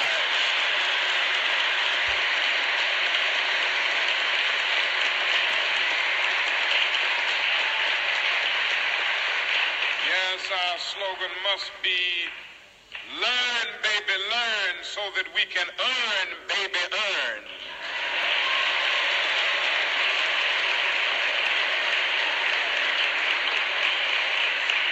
And with a powerful commitment, I believe that we can transform dark yesterdays of injustice into bright tomorrows of justice and humanity. Let us keep going toward the goal of selfhood, toward the realization of the dream of brotherhood, and toward the realization of the dream of understanding goodwill. Let nobody stop us. I close by quoting once more the man that the young lady quoted, that magnificent black bard who has now passed on, Langston Hughes. One day he wrote a poem entitled Mother to Son. The mother didn't always have her grammar right, but she uttered words of great symbolic profundity. Well, son, I'll tell you, life for me ain't been no crystal stad. It's had tacks in it. Boards torn up, places with no carpet on the floor, bare. But all the time, I's been a-climbing on and reaching landings and turning corners and sometimes going in the dark where there ain't been no light. So, boy, don't you stop now. Don't you sit down on the steps because you find this kind of hard. But I's still going, boy. I's still climbing. And life for me ain't been no crystal stair. Well, life for none of us has been a crystal stair, but we must keep moving. We must keep going. If you can't fly, run. If you can't run, walk. If you can't walk, crawl, but by all means, keep moving.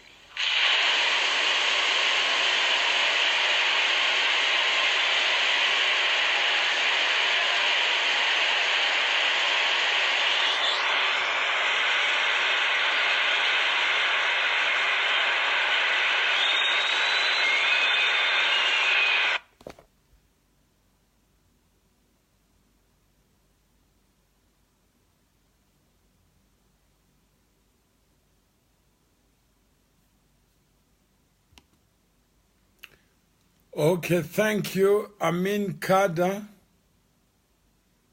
says, I tried to get hold of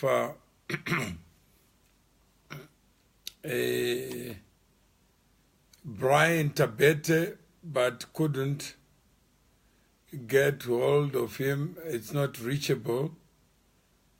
I guess I can just answer Amma. He says, Martin Luther King had a vision. He was clear about what he stood for. But in Mr. Mawere's speech, one cannot understand what his position is. I mean, my position is very clear. I stand for the rule of law. I stand for fairness, for justice. I don't believe that one man calling him a president would cure the problems of Zimbabwe. I don't have the medicine. I was never born to know that which I don't know, to provide solutions for which I don't have solutions. My position is like Martin Luther King said, if you can't fly, you run. If you can't run, you walk. If you can't walk, you crawl. But keep moving. Every day as we talk, we are igniting others. We are sharing the priceless gift of life, which is knowledge. You are not speaking to a ghost, but to a person. And that person has caused himself to give up time to be with you, not to give you any magic bullets, not to give you solutions that will only mean something in words. I can tell you, take a gun and shoot somebody, but then what? What is the next step? And Brian says, for how long is long? If you have violent ways of solving your problem, you don't even have to talk about it, Brian. Just do it. I am the wrong person to speak to. This conversation is not violent. It's just a marketplace of ideas to share understanding so that if you know better, you can act better. But I can't stop you. I can't discourage you. I can't encourage you. What you do, you have to do. Because it is you who is doing it. But what kind of future do we want? Do we want a future in which a strong man tells us where to go, how far we should go, the speed, the velocity? Or we want you, the individual, to be the driver of your own journey, the author of where you are going?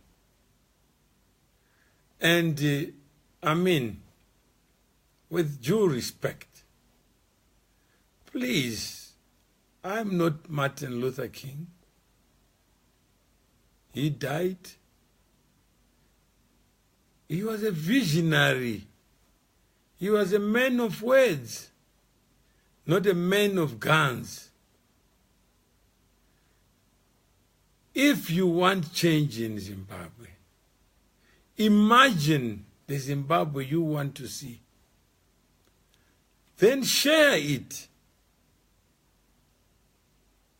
Don't believe that I have a better solution than you, or this platform is meant to substitute your creativity, ideas of what you want to do. We know what we think we know, but we don't know what the universe holds. And I'm happy with that. I'm happy just sharing my ideas. And all I can say is I don't have imagined experiences. That's what I wanted to share with you, to also know me from the experiences, not from what you read.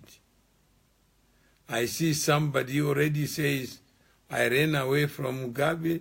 That shows you that we talk to each other, sometimes at each other. We actually don't know each other, yet we pretend to know each other. Brian, you say, I don't believe in.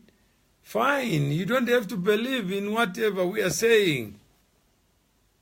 If you believe that the future is best secured by a gun, then you don't need witnesses for that. But if you believe the future of the country requires ideas that speak to the human spirit, let's find those ideas. If you believe that few people must be trusted to provide the solutions to your own problems, then do it.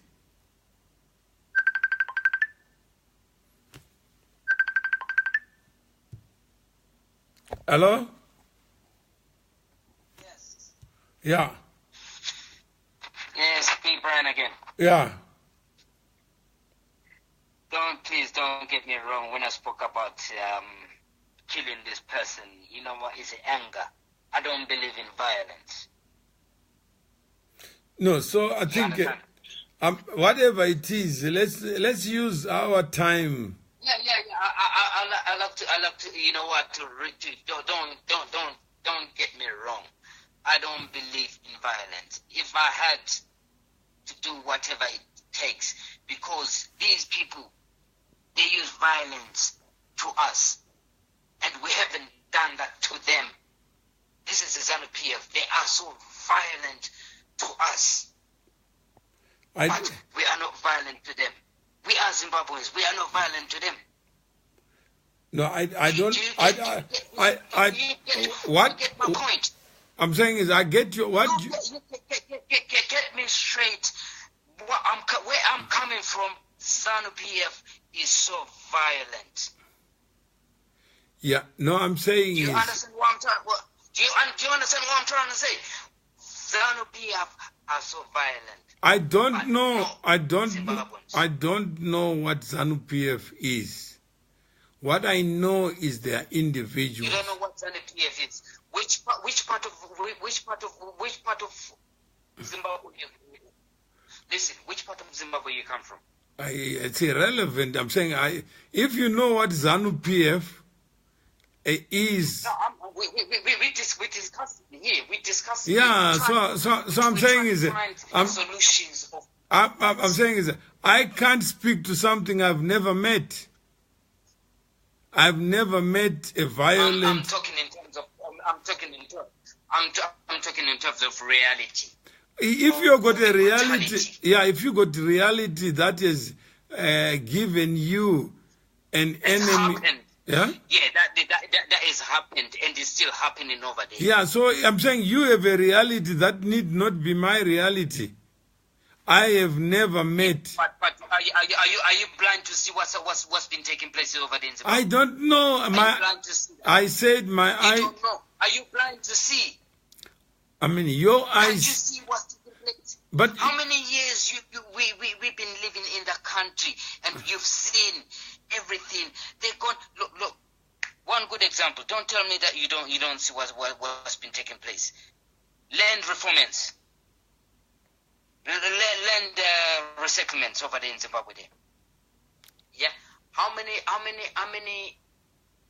youths, ZANU-PF youths, went over there into the farms and burning down and doing all these things in there? Don't tell me that's not violent brutality to these white people, what they're doing over there. no, I'm saying Is that right? I'm saying Is that right, what they're doing over there? no, I'm saying is that Yes. you have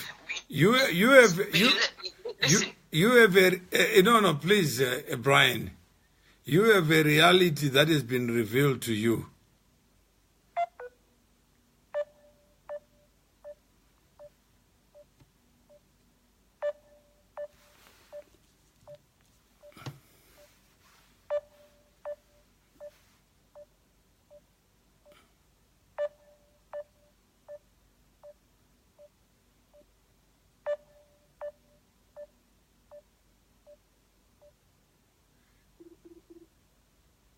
Hello? Okay, I think we got cut. I think Manuel Moses, you are saying that drop him, and Brighton Mshaure says you are skating around issues. I guess Brighton, you can be able to assist with what issues you want me to address and provide me with the answers. I can only speak to what I know. I cannot speak to what you know. I don't have that capacity to give you the answers that you expect me to give you. And if you have answers, please provide those answers so that we can be able to move forward. And let me just... Hello? Yeah. Yeah.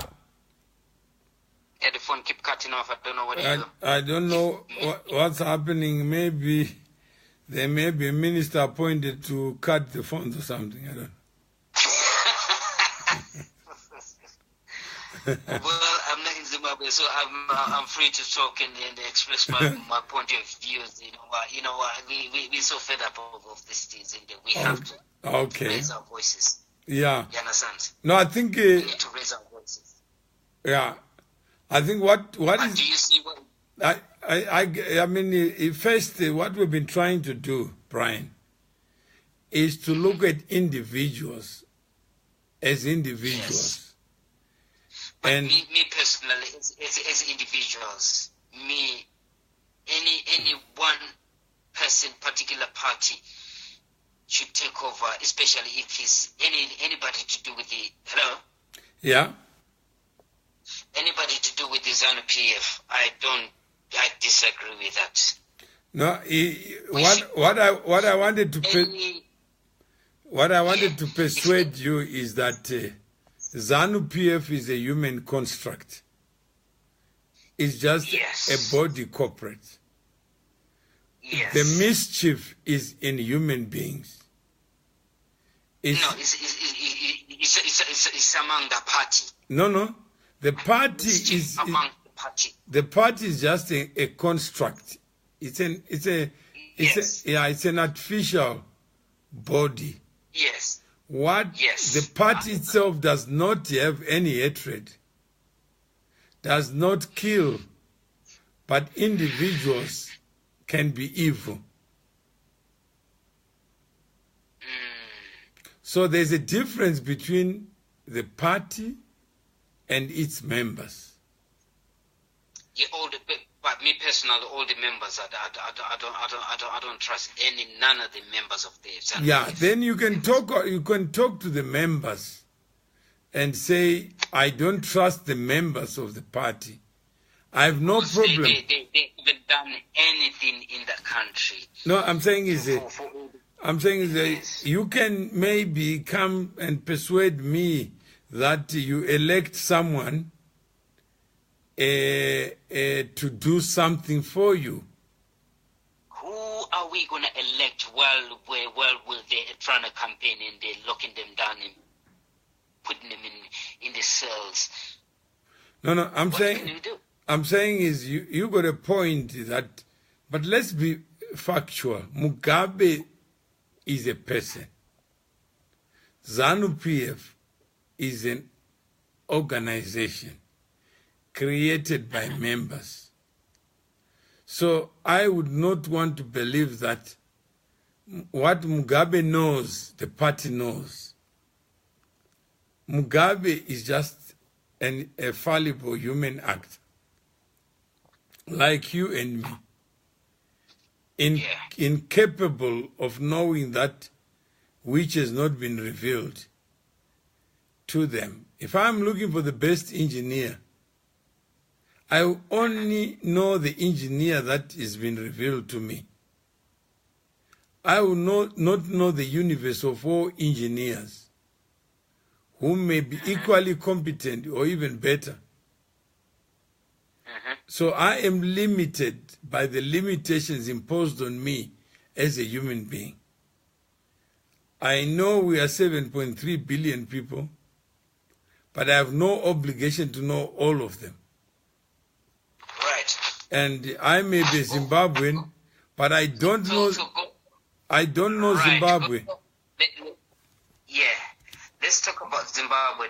Going back to Zimbabwe, now they're talking about all this voting system and all over there. That's right. Can I ask, do you know what is the population of Zimbabwe there? I don't know the universe of it, but from what people are saying, and the count is maybe about 13 million. 13 million. 13. Yeah, it was 13 million. What about the people who's really flee the country? I don't think at this moment they've got 13 million over there in Zimbabwe. I don't know because nobody knows. I don't have the number. Yeah, you don't have the number. I don't have the number. Listen, yeah, it doesn't take a mathematician just to figure it out. How many Zimbabweans are there in South Africa? How many Zimbabweans are there in UK, in America? We all flee the country. The population is decreased over there. Yeah. Who are there in Zimbabwe? Right. Yeah. Mm. But now we're gonna see that. That's why I've been saying that to VON and said that. What is it? I've been asking them, what is the population of Zimbabwe there? You emphasizing about going register to vote. What is the population? What is the population of Zimbabwe that they? I don't know, and I have no wish to know. And according to the population that we know that before. I can only give you what the stats say, but I don't know the actual figures. 13 million. Yeah. That's the number that people use, but I don't know how true or false it is. Yeah, Zimbabwe is not more than 15 million. Yeah. Not more than 15 million. Yeah, let's say it is what it is. Nothing turns on it. Yes. Yeah. It's 15 million. I'm saying is whatever it is. It doesn't. What I'm trying. Would you get my point? Where I'm coming from, going to the votes over there, that the votes is going to be wrecked. No, I'm saying is. See anything going over? I'm saying over these millions. I'm saying is you may know more than I do. But what I've told you, I walk on untrodden ground? I don't know. Well, we should know because we are the one who is struggling over there. We abroad. We just making noise. Okay, so I'm saying is let's try to. I think a desire is coming. He says this channel is all about what, because I don't understand. You are arguing on the phone because it would appear that we are arguing when we're not. No, we're not arguing. We're discussing. I'm saying, but to somebody. We're discussing. It's good to talk and discuss. It's not meant for argument. I don't like argument. Argument causes problems. You understand? No, I'm saying I agree with you, but to somebody else, they want us to give them what we are talking about. Oh, if somebody wants to join in there and let us know what their point of view is, I'm well open. I need to hear other point of views, because it's like me and you, we in the discussion there. We need other. Yeah, that's right. Other ideas, other people they should join in there, and we discuss and hear other options in there. Most probably we can broaden up and open our minds. What I can do, I can. Well, you see where I'm coming from. I agree with you. I can encourage, because I've been at it for 2 hours. I'm tired. But it doesn't need to stop the conversation, because the other people can proceed. This is just a battle of ideas, Desire. There is nothing. Yeah. There's nothing new. We don't have answers. That's why we are talking. We've got the answers. We've got the answers. We need to stick together. No, I'm saying if I had answers, I would just. As far as yeah. As far as I know, according to what my knowledge, the population of Zimbabwe is shown as a more population than the Ndebeles and the Karangas and the Zulus and the other tribes. I'm not in that sphere. What I do know is that there are human beings who are in Zimbabwe, like me. Yeah, they are human beings. And they deserve. We are Zimbabweans. Over here, we need to go back to our country. I don't know. I don't have any inclination. I go when I need to go. I don't need to go because somebody else says go. So I made my own decision to be outside Zimbabwe, and nobody forced me. Nobody. Well, you were forced by the system. No, I wish I was. I wish I was forced, but I wasn't. So I can't lie about why I left Zimbabwe. Me, I can tell you, I left Zimbabwe because of that. Then you are privileged. I didn't leave Zimbabwe because of the situation in Zimbabwe. I left because I chose to leave. So I had no friction at all. That's why I was asking you which part of Zimbabwe you're from, because I come from Matebeleland. Okay, over there we suffered a lot. Everything factories closed down, everything. I left some 30 years ago from Zimbabwe, so yeah? I left 30 years ago. So do I. Yeah, so do I. 30 years ago. I left the country almost 30 years. That's right. 35. It's coming up to maybe, you're talking about maybe 35 years. Yeah, so. I won't lie to you. So I cannot. 1990, I left Zimbabwe. I left 88, which is what? So I can't lie and say I left Zimbabwe because of Mugabe, because the two are I didn't leave because of ZANU-PF. So I can't come here and tell you something that doesn't exist. Only to please. Yeah, I'm telling you something that to me is something that do exist, because everything was locked down to us. No, I'm saying is that is your reality, but I can't impose my reality. That's my reality, yeah. So I can't impose my reality on you. Yeah, from that time in the 80s, the reality was boiled down to southern Midlands. I don't know what was taking place over there in Harare and other Mashonaland areas in there. So I think that is what it is. So so I can't impose reality on your reality. All I can do is accept your reality. Yeah. But my reality as well, it's not that, as a fact that, I hate these people.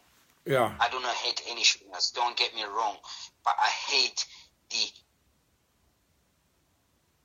party that rule the country, that oppress other people. All right. Stamping everybody there. Do you get where I'm coming from?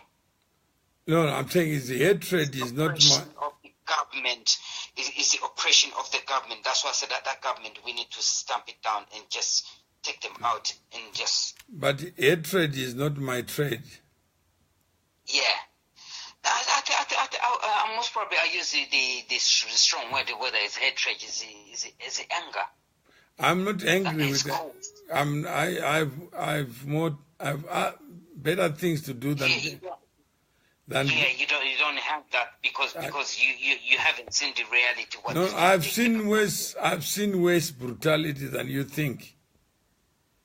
You've seen worse. I've seen worse, but it's not for me to impose my reality on you. So I know. I'm not here to compare who has suffered more than the other. Yeah. I can't say that I suffered. Yeah. I haven't suffered more than others because I've seen others the way they... No, I'm saying is that it's not for me to compare who has suffered more than another. We know we're not going to be here to judge and say that, I suffered more than this and that. No. There are over there in Zimbabwe who suffered more than us, who've gone through. You get one. Yeah. So I don't think it would be fair to anyone for me to compare my... Say the same thing, what you're saying there. I'm totally with you, whatever you're saying, that we're not going to be judging and say that, that's brutality. But you know what? We know these people. All right, let's move on and talk about something different. Yeah. Because if you're going to dwell on this brutality, this and that. I think Angie Nyamatsao, we did discuss why the former vice president was dismissed, and you can get the video on Facebook. Which one? Was this on Mnangagwa? I missed that video. I did watch a little bit on the VOA or something like that, but then I just switch it off and I need to sit down and just listen to it. So I think you can get and you can get